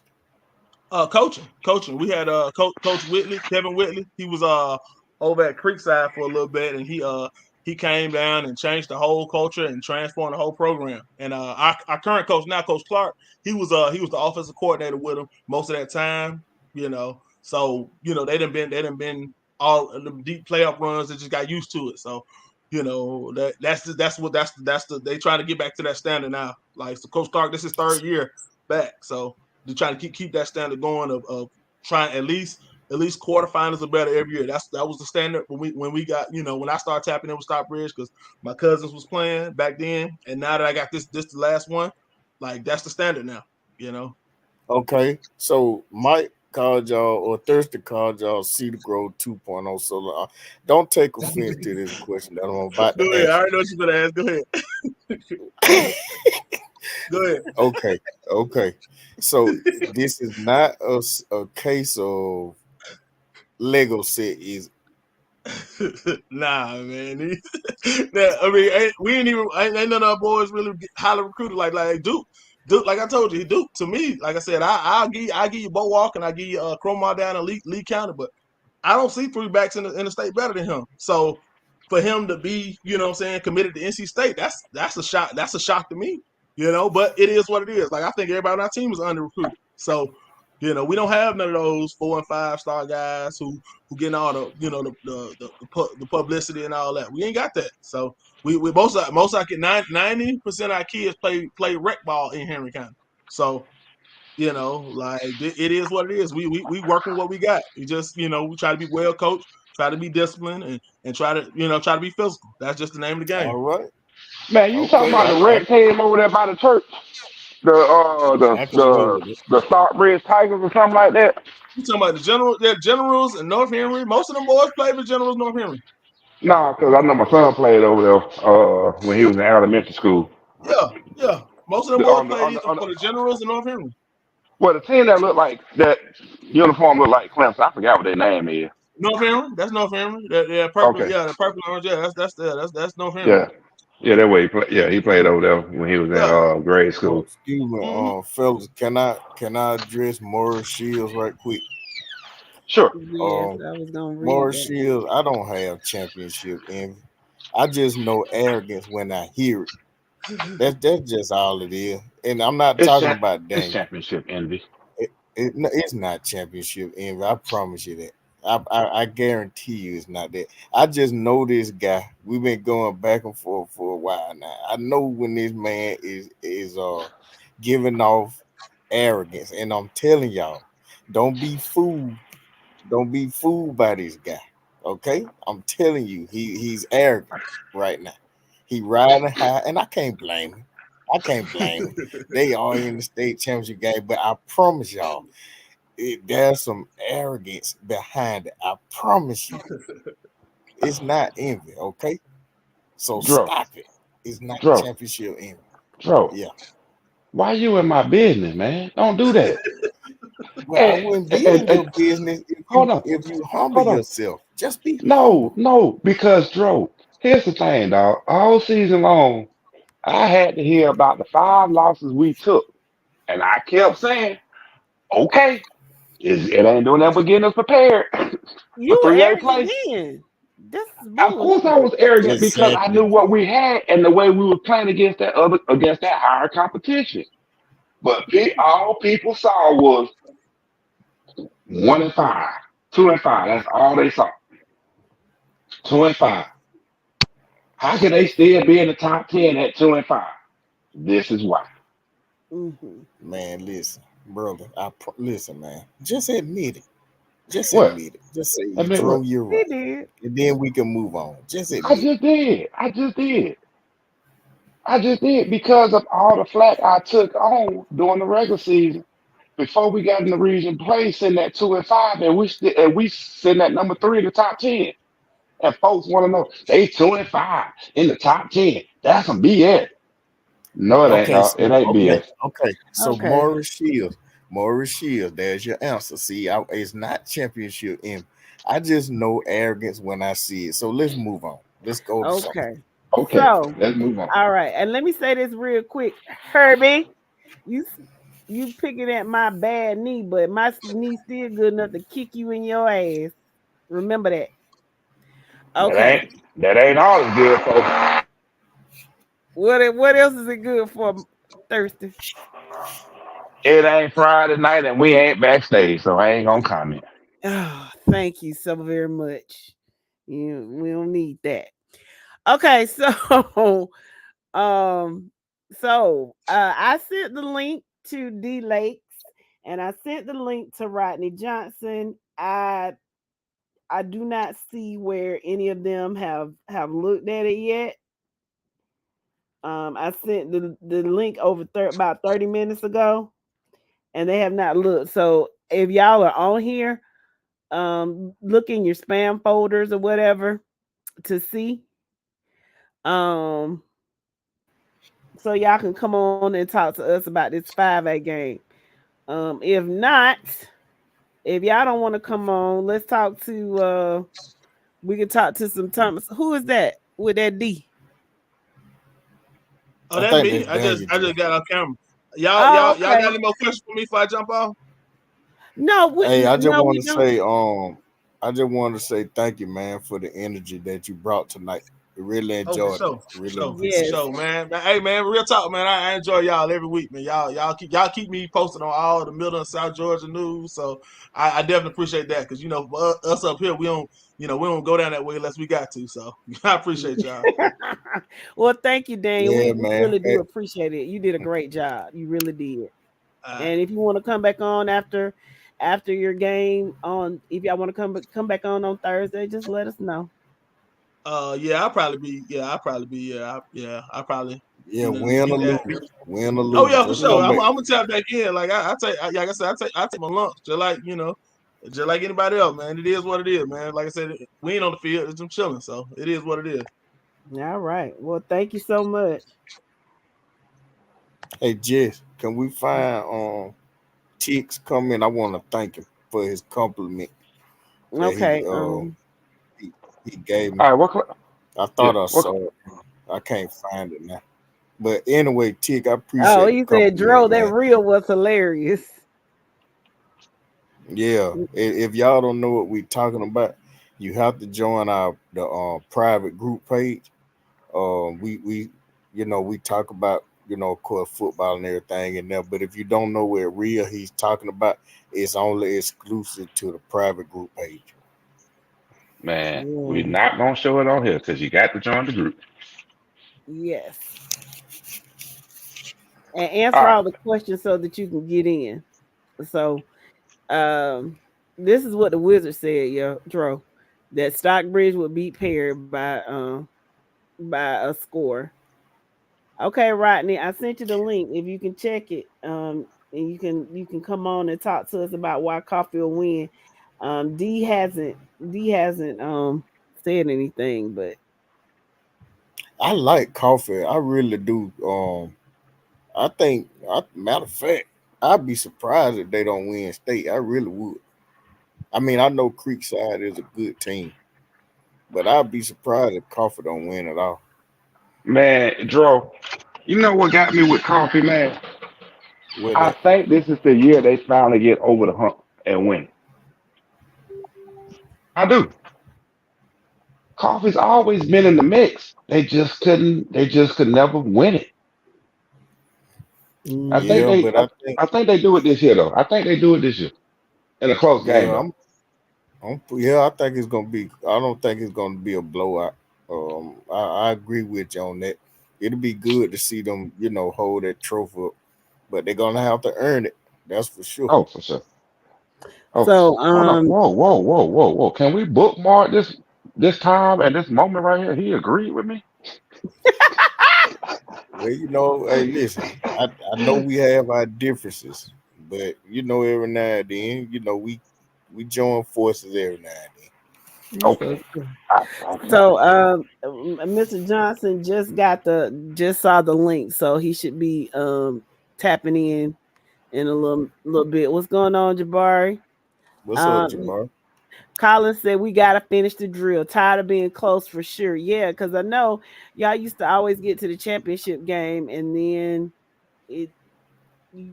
I get it. So this is your year. Like Ariel Walker says, this is y'all's year. I'm telling y'all, I think these championship games are gonna be amazing. I'm looking forward to them. I really am. 50 to 14 coffee. Okay, Ariel, I wouldn't be that close. I'm not gonna Uh be that cocky about it. Herbie says, I know you ain't talking about nobody being cocky. Herbie says, Stockbridge is bringing their rest to the state championship game. Mm. Well, Jess, I'm gonna be honest with you. I really hope that officiating doesn't decide these championship games because that will ruin the experience. I mean, look at what happened. We cannot help but keep going back to last season 3A state championship game. That was one of the most awful. I mean, that was egregious. That was terrible. I hope it doesn't come down, to games being put in the officials' hand because I don't trust them. What about y'all? I agree with you. I agree with you. Man, but man, we got the mark, man. We got to say this show. Damn, now I'm agreeing with Dro. Y'all agree a lot. I know Stop we it. agree a lot. I know we do. But still, but Yeah, I'm with you I on that though. agree. And maybe because of how Courtney said that one-eyed monster, which is the camera, maybe they'll be a little less um quick to call some BS. Let's see. We'll see. Um I want to say this though. Now, Dwayne talked, not Dwayne, D Lake talked all that cash money. Did he not say he was gonna be here tonight? He I said it, don't right? remember. I'm gonna Man, be Dro honest. ran him off. Hey, like one of the listeners said, Dro ran him off. Yeah. D was the fan from Creekside. Oh, He, okay, okay. he What's said he going was. on? And who is this? This Rodney. What's happening? What's going Hey, on, what's up, Rock? Rodney? What's What you going on, doing? man? Hey man, we smoking on that Creekside pipe. What it do? What it do? What it do? I So just want to get on here for a little bit. Let these Creekside people know. Can we cuss tonight? No. Not tonight. Okay. Well, I just tonight. want to let these Right. Creekside people know Hey, we're bro, go coming ahead. to Atlanta and we're gonna beat their butts. Go ahead. EP said, EP said, EP go said ahead, go shit. We ahead. uncut. So say what, Shit, fuck say it. what We uncut then. Oh, Do we're you, gonna beat bruh? their motherfucking ass. We're gonna beat their motherfucking ass. We're gonna take names while we fucking do it. We're gonna tailgate in Mercedes Benz in their city and then go to the strip club afterwards. Hold on. What a tailgate at? In what parking lot? It's gonna be in the Home Depot parking lot. I'm there. $17.50 a part. We There. Okay, invited what time? y'all. Y'all What welcome to time? come, but Creekside got to get this motherfucking work. It's up. Hold on. I'm the tailgate. What time? It's on home. It's the Home Depot parking lot. what At what time? time? Oh, we gonna be there that morning. My brother Okay. Keon Powell, Stephen Tate, Glenn, all damn near everybody from Coffee County gonna be there, and we Okay. I'll inviting meet you y'all. after work. I'll meet you about 4:30. You Okay, ain't we're never gonna have some wild hog. You know what I'm saying? We're gonna have all the good stuff. So y'all Hold on bring now. your Your name appetite. ain't Rodney. Hold on now. Your name ain't Rodney Scott. So got that whole hall. I'm a judge you on that one now. Man, you can judge us, man. We got some of the best cooks down here. We ain't worrying about that. You can judge us. Jess, you hear him, right? I hear you. Man, Okay. listen, we smoking on that Creekside pipe, and we gonna smoke all day damn cigars. I'm gonna bring you a cigar too, Thursday. Don't worry about it. I got him in my car. I got him in my trunk. Okay, well, goddamn it, we ready to go. Now let's Shit, talk I about got this my sorry here. ass team from Creekside. Let's talk about Talk them. about it. What you got to say? They ain't shit. Okay. We're gonna hit them in there. We're gonna hit them in the mall. In what Okay, way? what's so great about coffee? Tell us about your offense, your defense, your Uh, line, your special teams. it's What it's stands it's out? it's no lies detected in our offense. We mono. We're gonna line up. We're gonna hit your ass in the mall for 4 quarters, and you ain't gonna be able to stay there for 4 quarters. We not playing the radio. We ain't even gonna talk about the defense. They think they finna come and play their little backyard football and motherfucking what they play out there. We don't do that down here. We gonna hit all of them in the mall. Them little D1 players they got, we don't care nothing about that. We don't So care you're nothing very about that. physical. So you're very physical, right? Oh yeah, we physical. We real physical. Okay. So how's your secondary? Oh, secondary is ready. Our secondary ready to go. Our whole defense ready. Hell, y'all done seen. Yeah, I know y'all done seen clips of us play. Y'all know what's going on. We ain't Yeah, but we talking big want. shit just to be talking big shit. I We ready to got you, go. but we just want you to elaborate for those that don't Oh, know. my Tell the people. secondary is ready to go. My linebackers hit motherfucking hard. Not just hard, motherfucking hard. And my defensive line is something serious. Okay. All right. My offensive line, something serious. And we ain't even gonna talk about the running backs. I think I seen a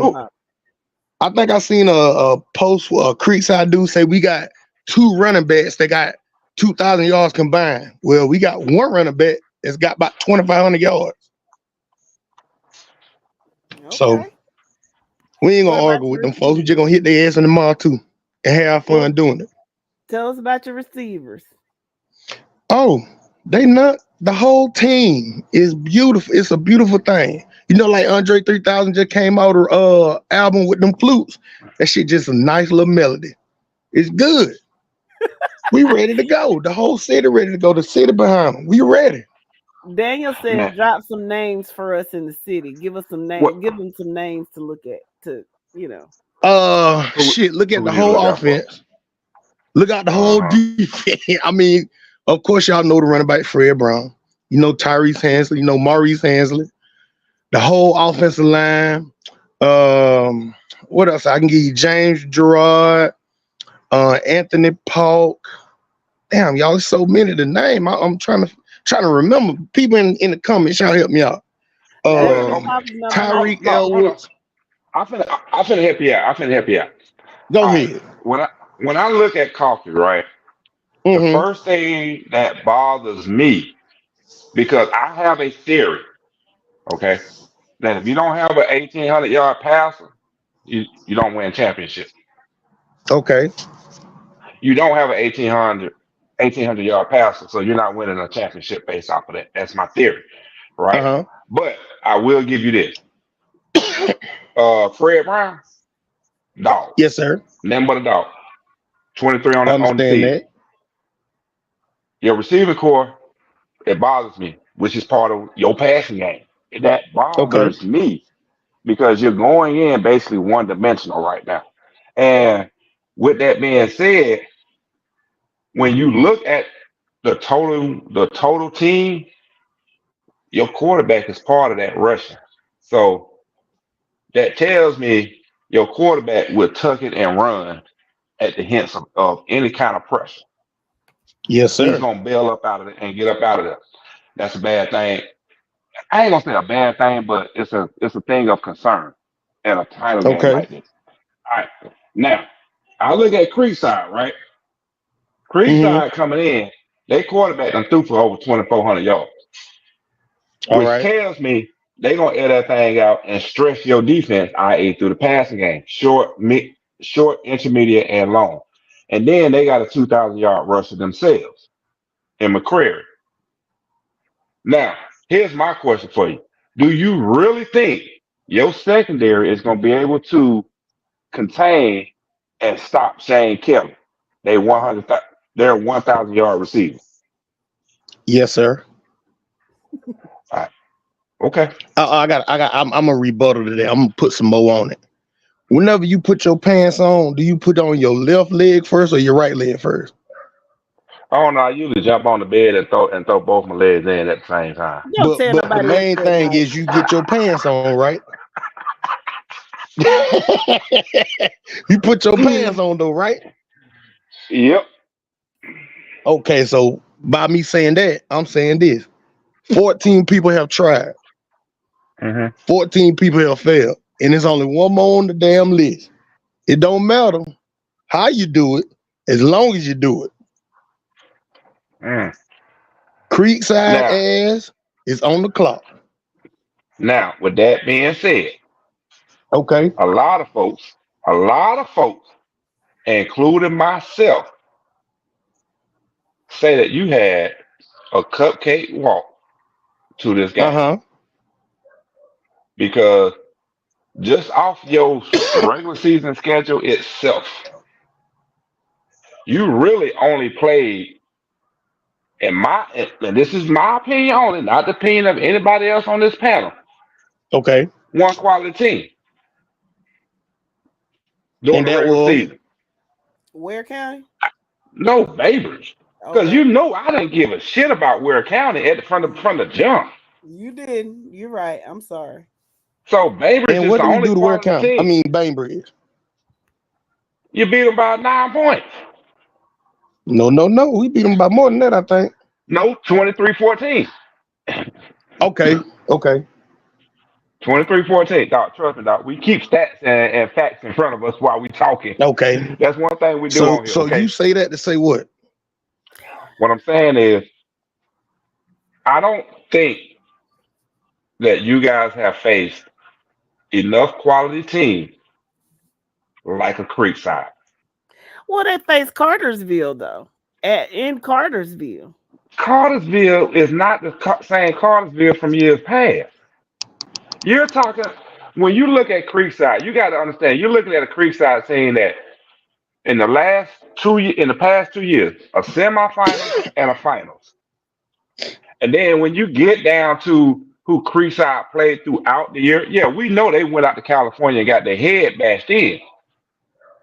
Ran through a weak region. But look at who they've played in the playoffs. Who have The they last played? two games they played. They played, and I think we all can say this. They played a quality Warner Robins and a very good Jefferson team, and beat both by double digits. Mhm. Let's see. Daniel wants to know, Rodney, do you all have any size on the O line? Because Creekside has some hogs on the D line. Can't hear y'all. Hold on. Can you hear me? Hello? Oh, we hear you. I hear you. I hear you. Nah, I ain't tripping, man. Y'all know me. I like to play devil's advocate, man. I'm trying to get him to conversate and talk about coffee. Talk coffee up. Y'all know I'm with coffee tonight on next week. I'm playing devil's You advocate here. playing devil's advocate. Yes, and you're That's what great I'm at doing. that because you're a Yeah. terrible human being. You're great at that. Let's see. Glenn says their secondary is locked down. And Colin said when Maurice is called to throw the ball, he's very efficient with it. And I think what they're saying is he doesn't have over 1,800 yards because if it's not broken, you don't fix it. So they've been running over everybody and it's been efficient. So they don't need to pass. But when they have to, they can. And I think that's what they're saying. All I'm saying is for the viewers, if y'all ain't figured out by now, I play devil's advocate on this panel. Yeah. Somebody gonna come in and talk the good, and I'm gonna talk the bad. So that's all I'm doing. I am for coffee. I want coffee to win because coffee, when you get down to it, coffee for the what since 2017, outside of 2021, they've been almost there, but just could never finish. I want to see coffee win. I do. I want to see coffee win this. I want coffee to win it. But at the same time, we got a fan on board on the panel right now. So I'm gonna play the flip side because there's nobody on here to represent Creekside. So that's what Yeah. I'm doing. And I don't know I'm where representing D is. Creekside. I don't know where D is, but D,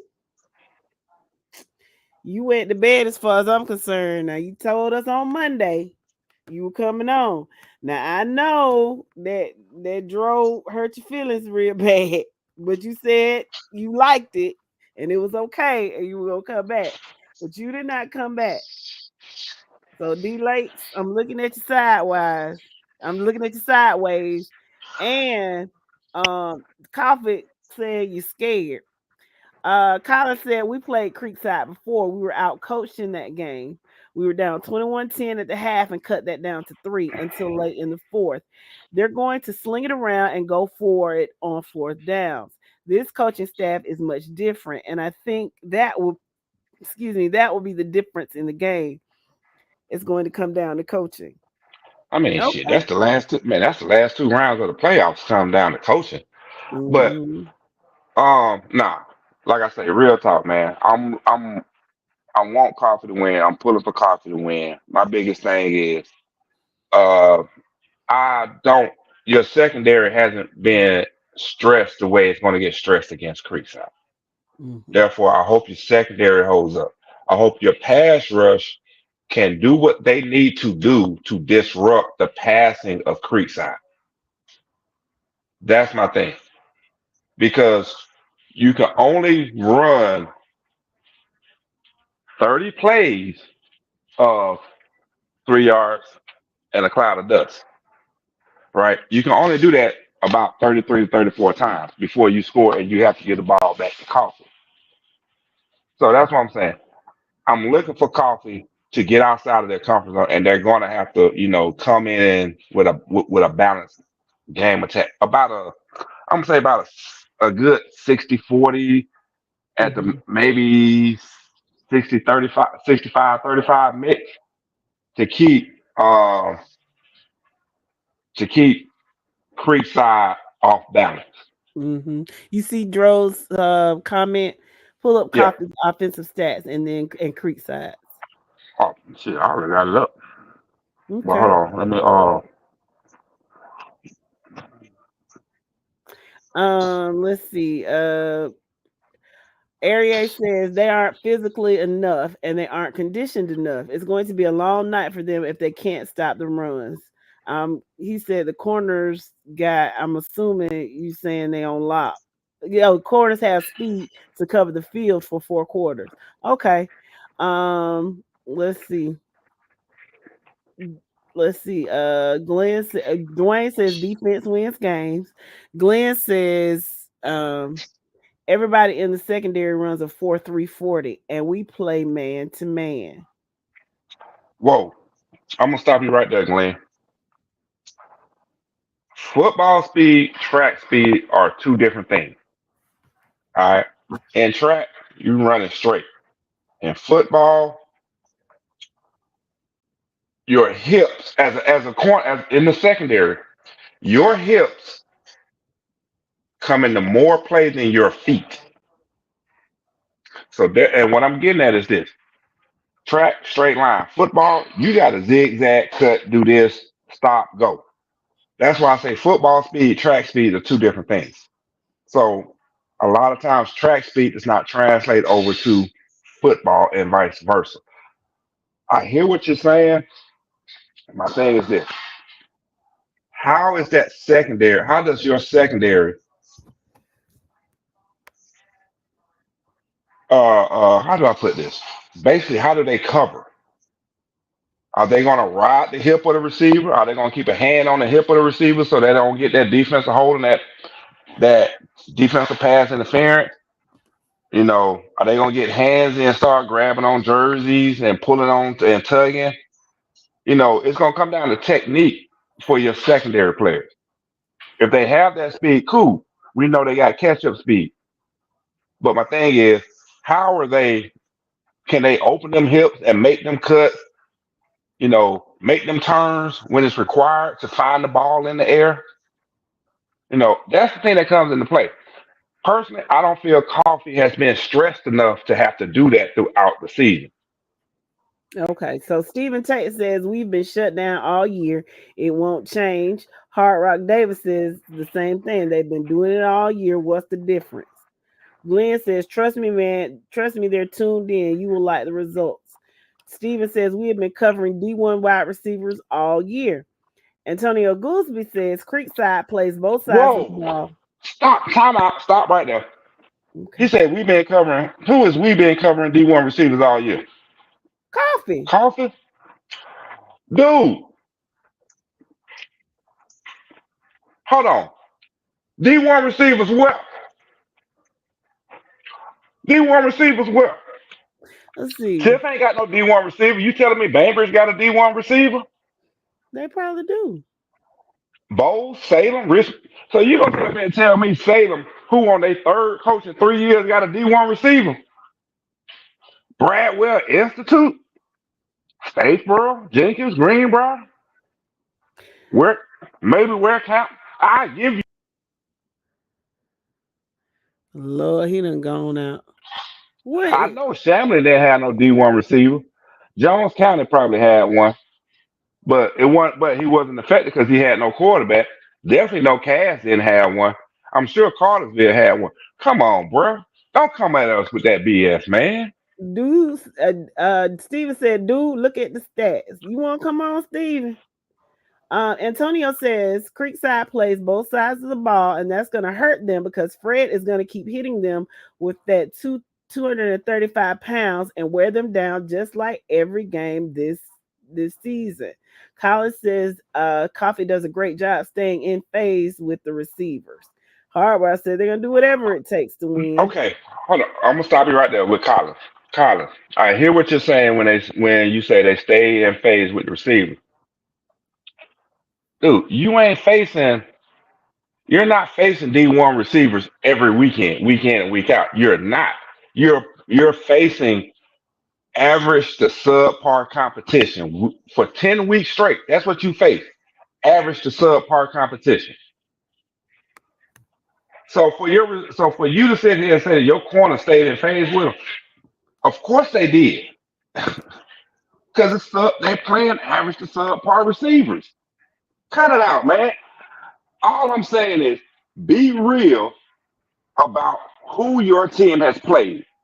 Don't try and You cannot boost up anybody on this roster in your regular season right now. You cannot do it and sell it to me because I'm not buying it. Okay, so Antonio says Cass has a guy going to UGA.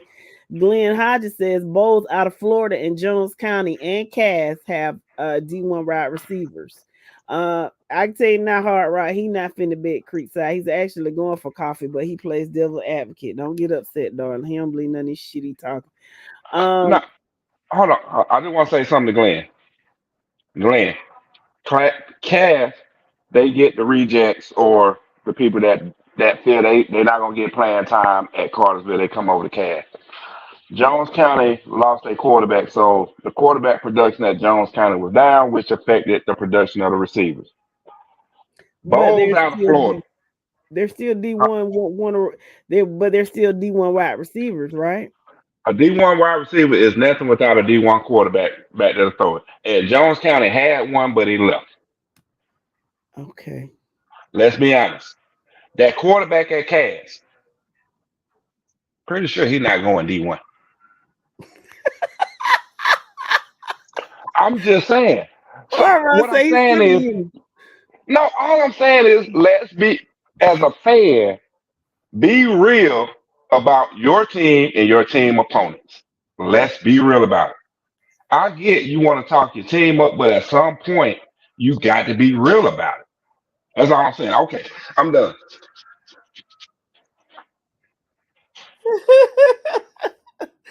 Okay. Let me see. Let's see. Colin said it hasn't been all year, just a few games, but Bowles has a sophomore wide receiver that's ranked 6th in the nation in this class. That I do know. Okay, I guess the score reflects that then. Okay. He said, and basically they telling y'all they ain't studying y'all. Hard Rock wanna Hard Rock got something to say to you. You want me to send him the link? Sure. Okay, Hard Rock. Here it goes. Sure. And let me go put me another couple rounds because I'm ready for his ass. Since EP said we can cuss on here tonight, let's get it in. Let's get it on. All right, give me a minute, Hard Rock. Let me see this. Hard Rock, I hope you're ready for this. Cause he said he's tired of you. Hey, the good thing is, Hard Rock, I appreciate you. I don't know how long you've been listening, but I'm glad you are listening, and I'm glad you letting me get up under your skin because this is what a good podcast is supposed to do. A good talk show, a good show in general is supposed to do. We're supposed to get you guys thinking. No, James, you want Mr. Marable, you want to come on and tell us about TCC? Let's see. Hard Rock, I just sent you the link. Mr. Marable, if you want to come on and tell us about TCC and why they're going to win Saturday, I would appreciate it. Milton, Jamie says Milton is going to win. You can get it in. Can I say something real fast to Hard Rock? You can. Hard Rock, I will tell you this up front, and I'm gonna tell you right now. Do not come on here overly aggressive, because we will knock you off right off the bat. You come in here sideways, we will knock you off. So all I'm saying is come on, but I'm not gonna say remain somewhat humble, but talk your trash. Okay? Don't come on here aggressive with the threats and all that. We don't need that. Because I see your comment, and that's not what we do here. Okay. So Hard Rock, are you on your phone? And do you have an iPhone phone or an Android? If you have an iPhone, you copy the link and you put it in Safari and you sign in through your Facebook. I don't know how you do it on Android. Y'all tell them about that. All right, Mr. Marable, I'm gonna send you the link too. Or baby sis, you still on? Yes, I'm here. I'm assuming your uncle's your Facebook friend, so it might be easier for you to send it through Messenger instead of me trying to find it. You want to send him the link? Yeah, I can. Okay. Your niece is gonna send you the link. Daniel says I ain't got a dog in the fight, but Coffee ain't been on the field with Creekside's level of talent, so it's definitely gonna be a good matchup. I will say this: this is going to be one of the best games in the state. This will probably be the second best game in the state playoffs next week. The first best is going to be Walton Milton. Jamie says Milton is going to win, not Walton. Mike, tell me why Walton is going to beat Milton. My issue with Milton is more, I guess you could say, one-dimensional in a sense. They rely more on a running game than they do as far as spreading the ball out. I don't feel their offense is that balanced. They basically bully you. Milton basically been bullying folks on the field all year, and I think Walton has the personnel to not get bullied. Mm-hmm. If that makes sense to you. Yes, it does make sense to me. It does. It's gonna be interesting. I gotta make sure I download this GPB app so I can stay on this. I'll have time since I'll be out. And I'm glad you said this. Because that is a PA that I meant to put out. If you can't make it to the game, download that GPB app and you can watch it for free. Yeah. You know, while you're at work, while you're doing what you're doing, download it, watch the games for free. And actually tune in and watch the girls' flag football too. The girls' flag football is exciting. I don't understand. The only thing about the girls' football I don't understand is the teams, because a lot of times they got multiple schools make up one team. That's the only thing that still bugs me and trips me out. But overall, though, they got some great play going on, man. Mm-hmm.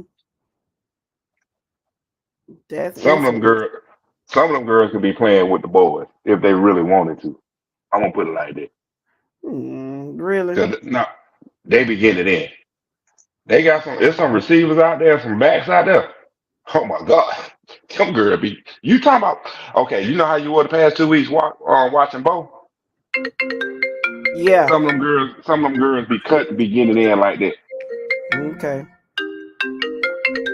I'm sorry. All right, oh, that's you. We are talking to Mr. Tyrone Davis. Mr. Davis, right. Who is this?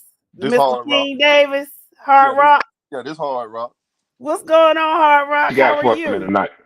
Everything good. What buddy talking about this Creekside? I'm sick of this. I'm sick of all this talking about we ain't got this and we ain't got that. And listen, man. He's playing devil's advocate. Listen, let me tell you something. We got everything and we got the best. And you're gonna see it when it comes to the game. Okay. No ifs and buts or maybes about it. I mean, I understand where you're coming from, because I see you shaking your pom-poms for Creekside on the low, but you say you want Coffee to win, but you're shaking your pom-poms for Creekside. We respect that. We respect that down here in the country. But check this out. I understand what you're saying about their quarterback and their passing game. I done checked them out. I done looked at film. I've been studying them. And I don't take nothing from Creekside, but Creekside ain't ready, man. They ain't ready. And it don't matter how good some wide receivers are, or your quarterback, if you can't get them the ball.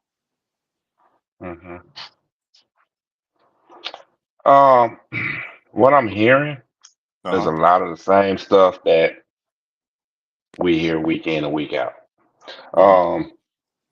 You're saying the same thing we heard from the Savannah fan base in general. Okay. We're not Savannah though. No, hold on. I'm getting to my point. Okay. I'm getting to my point. Okay. My team is Cedar Grove, okay? And with that being said, all year, all I've heard about Calvary Day, Savannah Christian. Calvary Day, Savannah Christian. In 3A for the past 2 years, Calvary Day has only taken 2 losses. You know who those 2 losses to? Cedar Grove. Mm-hmm. What I'm getting at is, I hear what you're saying. Elusive quarterback down there at Calvary Day. Great receiving core at Calvary Day. The issue is when you're playing a defense that is physical and going to punch you in the mouth, Mm-hmm. it makes a big difference. Not to your quarterback, not to your receivers, not to your running back, but to your offensive line, because it gets to the point to where your offensive line does not want to block and deal with that front seven anymore. Mm-hmm. They are beat up. Right. That is going to be the true test in this game. Is as he said earlier when he came on, the trenches. Your front five against their front seven. Can your front five hold up and stop that front seven? We don't know. Based on the schedules of both teams, Right. it's hard to make a true assessment of that because honestly, neither one of y'all have played anybody that's really stressed you during the regular season. Come on now. Coffee, no, and this is what I'm saying. Come on, man. Creekside, look at your regular season schedule. It was cupcakes. But you Okay. played teams, you know what I'm saying? You played some teams in the playoffs. Right. Coffee has played quality teams in the playoffs, so therefore they proved their worth to Right. be where they are at right now. Every week. Both teams have. Right. But match head to head is going to come down to that trenches. Your Creekside's front five against Coffee's defensive front seven. Who's going to win that matchup? Coffee Who is going to have? Whose coach is going to make the best adjustment for that personnel group to win that battle? Coffee all day long, and I'm willing to bet a check on it. All right. I'm willing to bet. I'm willing to bet a good check. Okay. The last thing that we have not spoken about, and it has not come up, but I'm going to bring it up, is special teams. Okay. In your opinion, and I know what you're gonna say, but I'm gonna ask you anyway. Who do you think has the better special teams? I looked at their special team. They got a pretty good special team game. I looked at two of their I looked at the last three. I looked at their last 3 games. I don't take nothing from no kids now. They got some athletes. I don't take nothing. I don't down no kid. I don't disrespect none of the kids because I'm proud of all of them, both sides of both teams. But I'm Coffee to the bone. Understand me? So I got to ride with my Trojans like I've been doing. Ain't nothing gonna change that. And for pound, you speaking on, and you got some good points. What you saying? You speaking on some good examples of things that you saying as far as they defense. But you went to saying 7. I hope they do put 7 in the box, or they put 8 in the box. See, we got more than just Fred. We got another bad running back, but we also have some wide receivers. We can throw the ball, but why throw the ball when we running it? What we gonna start throwing the ball for if you can't start the run? Ain't no sense in throwing it. But you gonna see both. You gonna see some running game. You sure gonna see some running game. But can Creekside defensive line and linebackers stop that bus back there, Fred? That's gonna be a problem. And I'm with Can you. Is And I that feel defensive linebacker willing to line up every play? And it's gonna be some hurry. And it's gonna be some hurry. As soon as the rep put the ball down, we on the go. So what you're saying is, in the event, I'm not saying that they are going to stop the run, but in the event that they do stop the run, you can pass and make the defense honest and kind of open it up for the running game. Okay. Because y'all haven't seen a lot of passing going on with Coffee, don't think we can't throw the ball. And we got some talent wide receivers out there, and they gonna catch it. But why throw it when we can just run it down your throat? We gonna line up and run it down your throat. If you can't stop the running game, it's gonna be at halftime. I'm supposed to find them something else to do. And I hear what you're saying, and like I said, man, I'm just sitting here playing devil's advocate because there's nobody on here to represent Creekside, okay? Yeah, oh boy, D, you disappointed me, D. Both sides of the ball. But Okay, wait a minute. Hold on. Bam, okay, go ahead. Bam. Bam said, man, we heard this about touchdown Sammy Brown. Second half, he tapped out. Okay, so we do have a Creekside fan on here. Okay. Okay. Well, listen. We respect whatever Creekside say because that's their team. We're not here to disrespect nobody now. That ain't coffee. But we gonna leave it all on the field, disrespecting. But if they believe in their team like they say they do, There's get no, up there. there's not another fan. There's not another fan. But see, buddy, that's why I said I had to get on here because I was sick of you with this cheerleading, sick of your kids. You just turn back flip. You just doing all that. I'm for coffee. I'm with coffee. I hope y'all win. But can you do this? But can you do that? No, that ain't nobody for us. Because if you for us, you ain't got all these buts and this and that. They can't do this. They can't do that. But listen, bro, you gonna see. Mr. Davis, we got a job to do, sir. I understand that. I respect that. I'm just making it spicy and young. But here's my question though. What I said got you engaged, right? It got you thinking.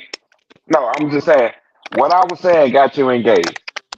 Correct? Oh yeah, I got you engaged. That's your Yeah, job. and that's what I'm doing. I'm doing my job to get you engaged because I want to. Because honestly, we want to hear from the fans because we watch film, we watch tape around here, but a lot of people that listen to us don't know. So they are learning about new teams through this podcast. So you're helping us teach other people what's going on in coffee. So with that being said, I thank you. Oh yeah, it's all love, bro. It ain't no, ain't no Yeah, for sure. no hate, no none of that. I just had to let you know now. We appreciate you. But at the same time, though, pay attention to my name. Thursday, B.S. Rollins, comma Esquire. You know what that B.S. stand for, right? Bullshit. I got you. Bullshit. So y'all cuss on here. Yeah. Well, technically, we try to keep it to Friday, but EP so gay to go ahead.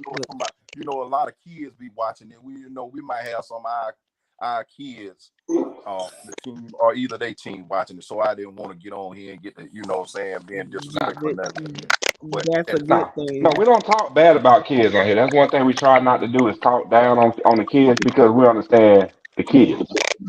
So that's one thing we try not to do. If anything, we're gonna hype the kids up and talk good on the kids.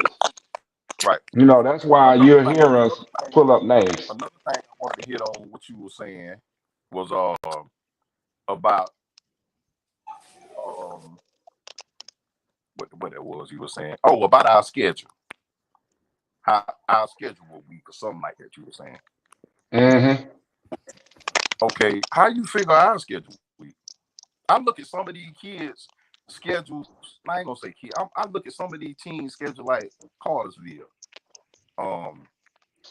Y'all really don't play nobody to me up that road until the playoffs. Well, I'm not. Folk Cartersville is sitting at home playing basketball right now. So I got Coffee schedules up on the screen right now, right? So you can see Coffee schedule on the screen, right? Okay. For one, your region outside of Ware County, your region is really weak. I mean, Jenkins made the playoff. Where they at right now? How long did Jenkins stay in the playoffs? What, 3 rounds this year? And they lucked up and made 3 rounds. Okay. But they made now, it. I mean, it don't matter. It don't matter if they looked up or not. If they made it, that's the only thing really count. They made it. So I give credit what credit due. If they made it to the playoffs or you made it to this round or that round, that's a plus. Tyrone or Hard Rock, you ain't finna sell me on Jenkins right now. I'm sorry, bro. You ain't selling me on Jenkins. I don't care how much you talk them up. You ain't finna sit here and sell me on Jenkins. Well, no, I'm not saying that. No, I'm just saying they made it. Listen, man, it's like this. Yeah, I'm with you on that. I would rather for our Trojans to start back playing tougher opponents, like when I played ball or whatnot. You played at Red Yeah. Cross, you played at Lyle, you played at Tilton, you played at Valdosta, you played at Moultrie. I would rather that, but that's out of my hands and control. Who Yeah. you Now, play. I hear you. Now I got Cartersville scheduled up on the screen right now. Okay. Cartersville had a weak non-region schedule, to be honest with you, which we all agreed upon. Now, when they got in the region play, we knew they had two tough games in their region, Calhoun and Cass, Right. which you see the scores 21-17, 21-14. We knew that was Right. their two That's what hardest I'm talking games. about. And honestly, we thought Cass was going to beat Calhoun this year, you know. And then when you get into the playoffs, they had a cakewalk through the playoffs until they met Coffee, which we was with Coffee to beat Cartersville and Cartersville last week. Yeah.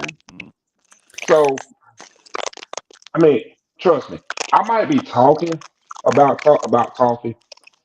We know what Coffee got. We understand what's going on in Coffee. The thing is, we're trying to educate the fans that don't know. That's the biggest thing. Right. And that's why we invited you on to help the fans understand what's going on in Coffee because they don't know. Yeah, we appreciate Well, you, Mr. Davis. Thank you for coming on. Thank you for coming on. We're gonna talk to Mr. Marable real quick about Thomas County Central before we wrap it up.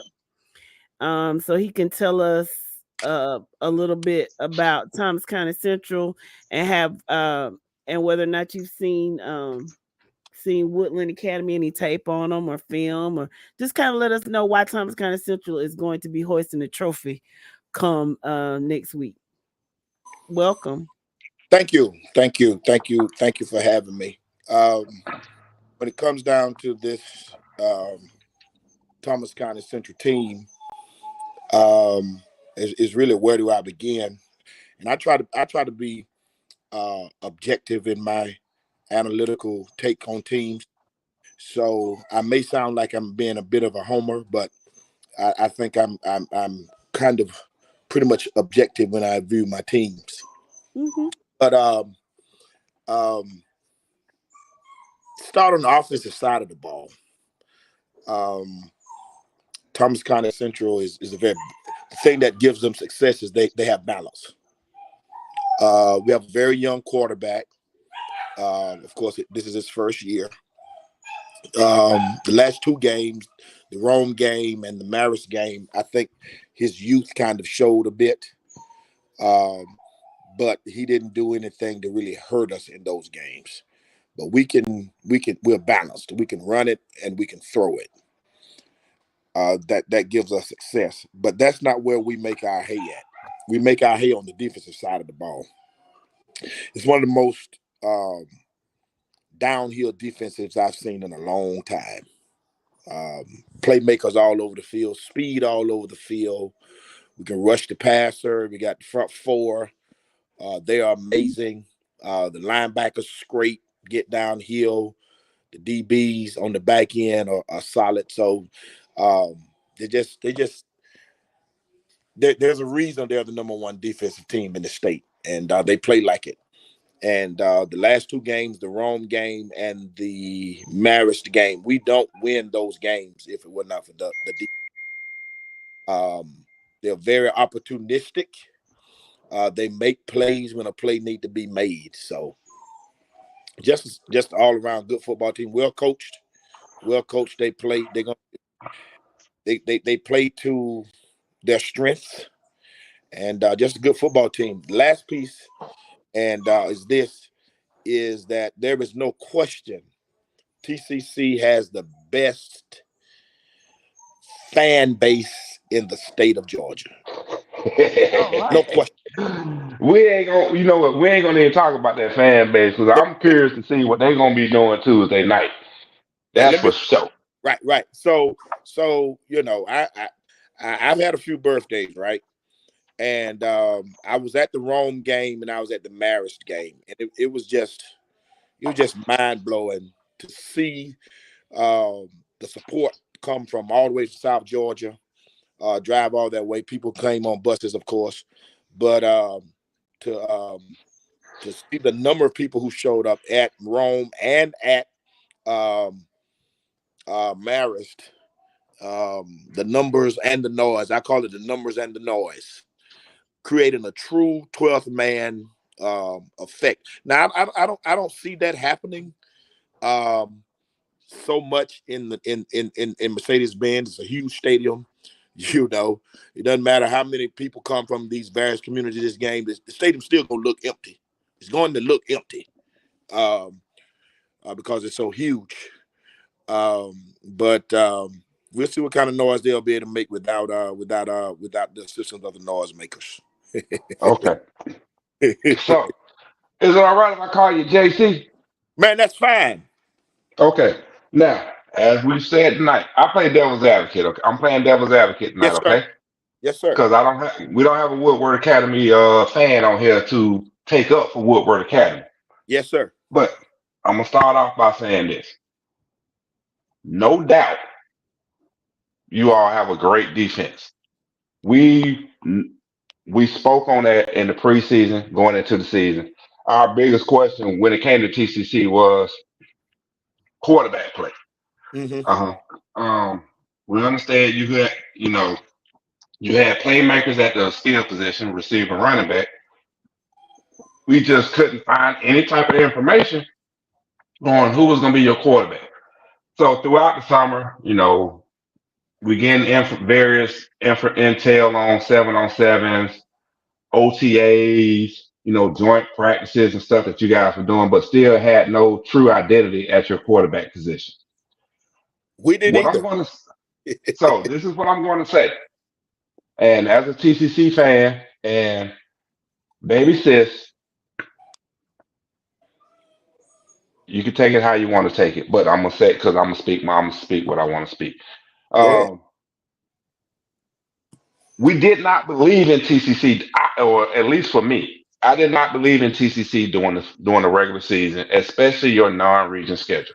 And I said this earlier in the show, because of your non-region schedule, you did what you were supposed to do against teams that you should beat.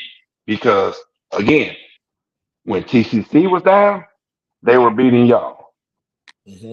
Now that they're down, y'all are beating them. You're doing what you're supposed to do. No problem. As this panel, this podcast, we had to wait and see what you guys did in the region against Lee County. Through the opponents in your region. And again, I'm gonna say what I said earlier. We started buying into what was going on at TCC.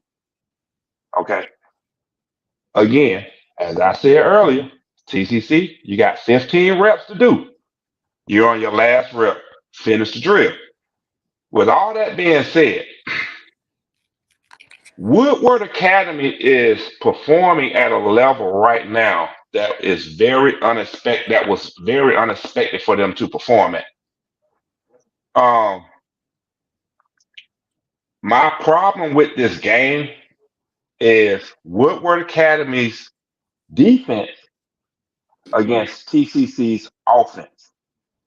Because Woodward Academy is playing very good defense right now. They've been playing lights out defense all year. The question is, will you guys be able to find the offensive production to help your defense win this game? And my question is, will Woodford be able to find the offensive production to Woodward to help their team? See, I'm not, and that's my thing. I'm not worried about Woodward Academy's offense producing against your defense. And the reason I'm saying that is because I expect your defense to score at least 7 points in this game. Mm-hmm. Okay.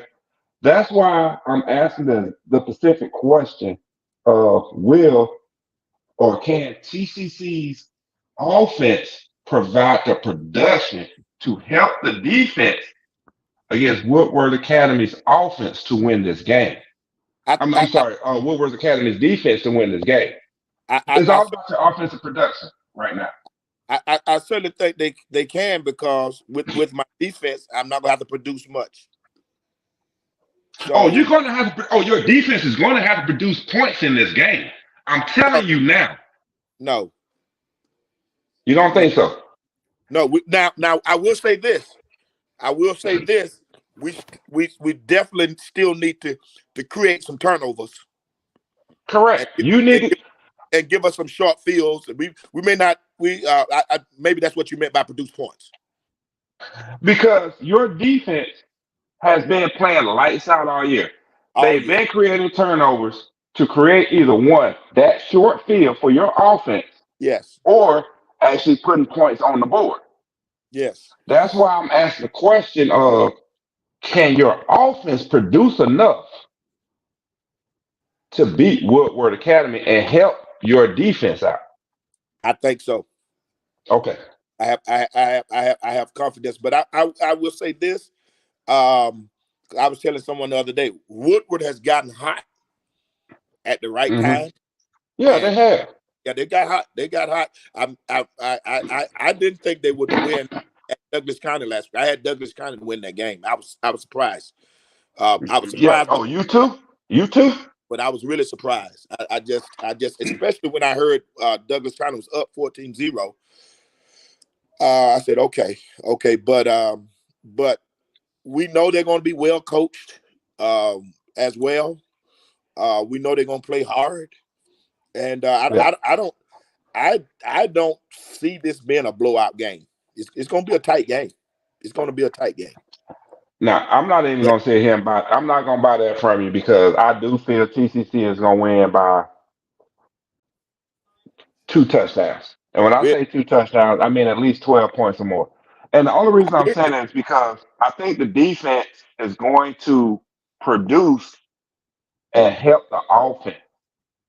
Because, like I said, my key matchup in this game is TCC's offense versus Woodward Academy's defense.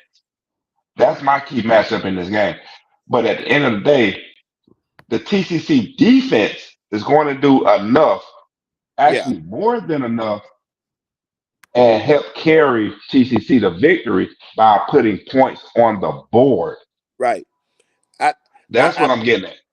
I hope. Yeah, I like that. I can get with that. I just hope. I would like to see from an offensive perspective from us, based upon those our last 2 games. Yeah. If we would let our young quarterback just get out the pocket more, and give him some quick, easy throws to settle him down. Especially in the Rome game, we held him in the pocket too much, and Rome's defense. It's hard for me to believe Woodward's defense is better than Rome's defense. Rome's defense, man, was crazy good, especially their front 4. Yeah. They had some dogs, man. They had some dogs. Yeah. I hear what you're saying, and I'm not disagreeing with anything you're saying. Like I say, you keep bringing up that wrong game, and I got the score up on the screen. The last 2 games y'all played, I didn't watch. I'm not gonna sit here and lie. I didn't watch the whole game. I would love for you to tell me, did the offense put any points on the board in these last 2 games? I'm sorry, not the offense, but the defense. Did the defense put any points on the board during these last 2 games? No, we didn't score, but the defense created turnovers that put us in our prime position to score. Okay, that's even better. So they did. So what I'm getting at is the old cliche. We're gonna go back to this old cliche: defense wins championships, right? Right. It's gonna be your defense that's gonna win this championship for y'all on Tuesday. I believe the same. I believe the same. I believe that with a few extra days to prepare, they have extra days to prepare as well. Yep. But these defensive coaches, man, they have these guys. These guys are dialed in. Hold on. Hold on, real fast. It's one of them defensive coaches that I'm gonna take my hat off to and tilt it to. He's so dramatic. No, I'm just saying, it's one of them defensive coaches. I'm taking Who's my hat off and tipping it to. who's that? Who? That secondary coach. Yeah, that's my frat brother. That secondary coach. Yes, That's what sir. I'm tipping my hat to. Yes, sir. That's my frat brother and He got classmate. them boy. He got them kids. He got them kids playing. He got them kids out there playing good right now. They can cover. They're physical. They support the run. Yeah, man. They locked in. They locked in. All Yeah, right, bet. Coach Lord, y'all got them right, man. Yeah. I'm gonna read a couple of these comments before we head out. Dan James said, JC, you sound like a preacher. Look like he finna I tell you am. turn to your neighbor. He is. All right. Let's see. I can't deny it, huh? You can't deny it. Yes. Yes. Darwin Waugh says he wants you to know that if enough people show up, the crowd noise can make a difference. Mercedes-Benz Stadium can amplify some sound, especially when the crowd gets up. I saw today we got 8 buses. We have 8 buses, charter buses now. Oh, really? Well, I'm coming to Thomasville while y'all are up there so I can rob you blind. Right. Right. The city is going to be empty. Yes. I think Thomasville will be up there and Thomas County. Lakeisha says Woodward offense isn't that productive. And Cole says Woodward is not beating TCC. Lakeisha also said Douglas made some mistakes and gave the game away. Darwin says Woodward has a good defense. They kept Hoko's offense in check in the quarterfinals. Check that game out. So it's a very good question if TCC's offense can put points on the board. Janet Christopher Reddy says Hit Stick will get a pick 6. Is that number 23? Who is Hit Stick? That's number 6. Number 6. Okay. Number 6, Taiwan Christopher. Okay. Well, who's number 23? Okay. 23 is a running back, Trey Brenton. Oh, okay. I'm sorry. I don't know, guys. Wants to know, let's see. Lakeisha says Jalen has to run more. And let's see. Corey Guyton says if you listen to the pregame show, Coach Rogers stated that he was going to play a slower game because Marist wants you to try big plays, and they set up for it. They look for interceptions. He played their game of slow and steady. Daniel says he knew it. Daniel is a preacher's kid, and he could tell by the delivery. Jamie wants to know if you can have noisemakers in the bins. It's been a minute. No, it ain't happening, bro. Okay, I just want to say one thing. When you go as you're walking into the bins, you're going to walk through a modified TSA body scanner, not a metal detector, but a body scanner. All right.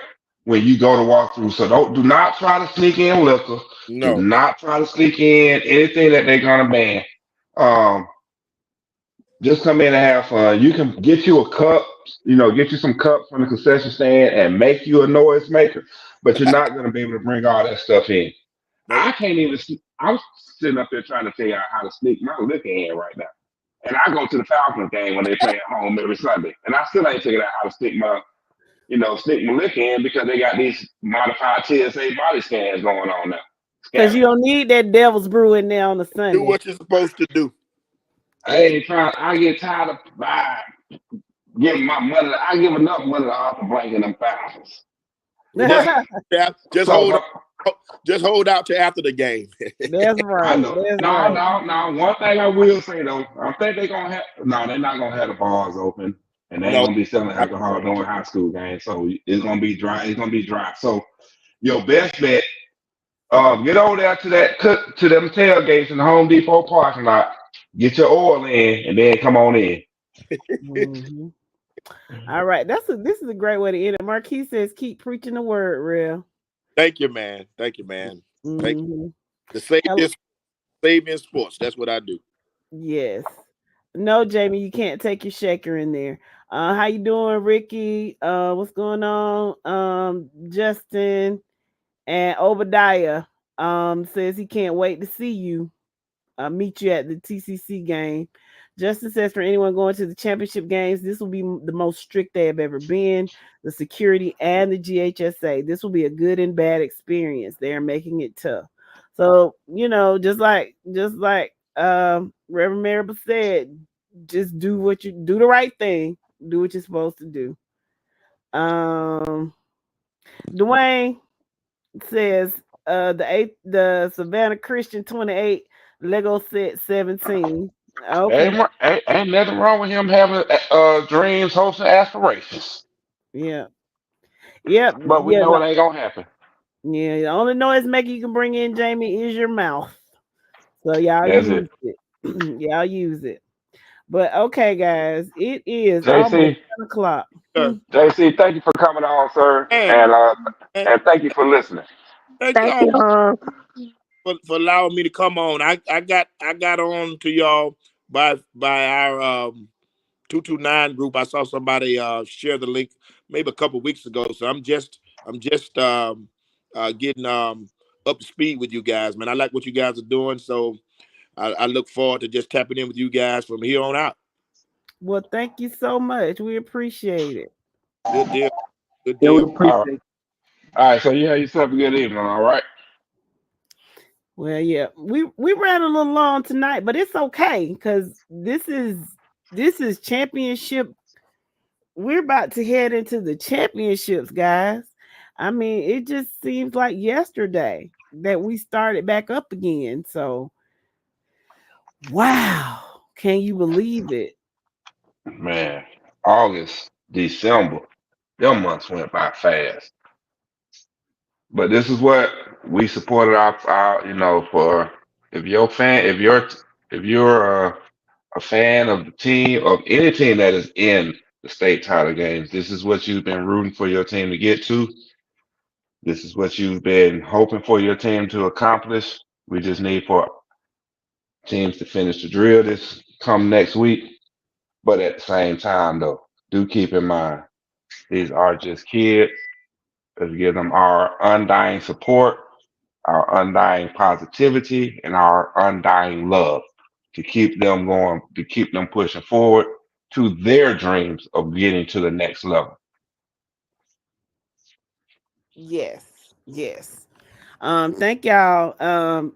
Let's see. I'm gonna say this real quick.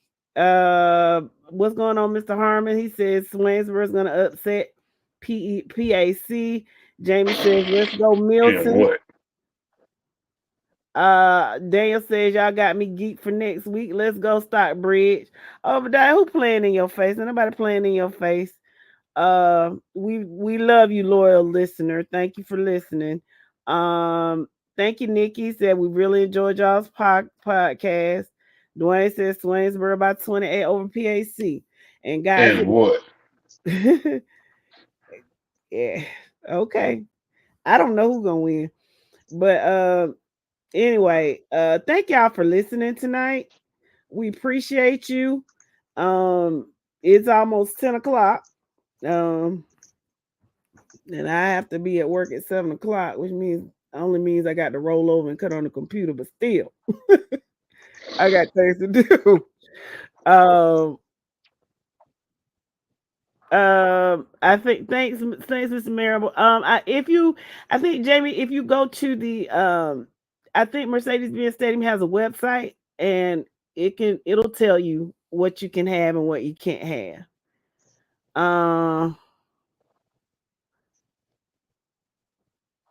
Okay. What you can and cannot bring into the band. I would tell you to go to, if you search Mercedes-Benz stadiums, it'll take you to their particular website, and it'll tell you everything you can and cannot bring into there. I will tell you this: they are very strict on that clear bag policy.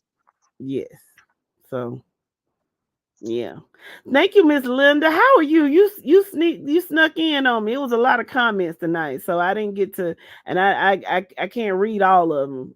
So I just kind of pick and choose what I read. But welcome, pretty lady. So glad you listened to us. Good night, Marquise. Thank you for listening. Obadiah says, I really don't know. Check the group. Okay, I have to check the groups, Obadiah, because I really don't understand what you're talking about. But okay.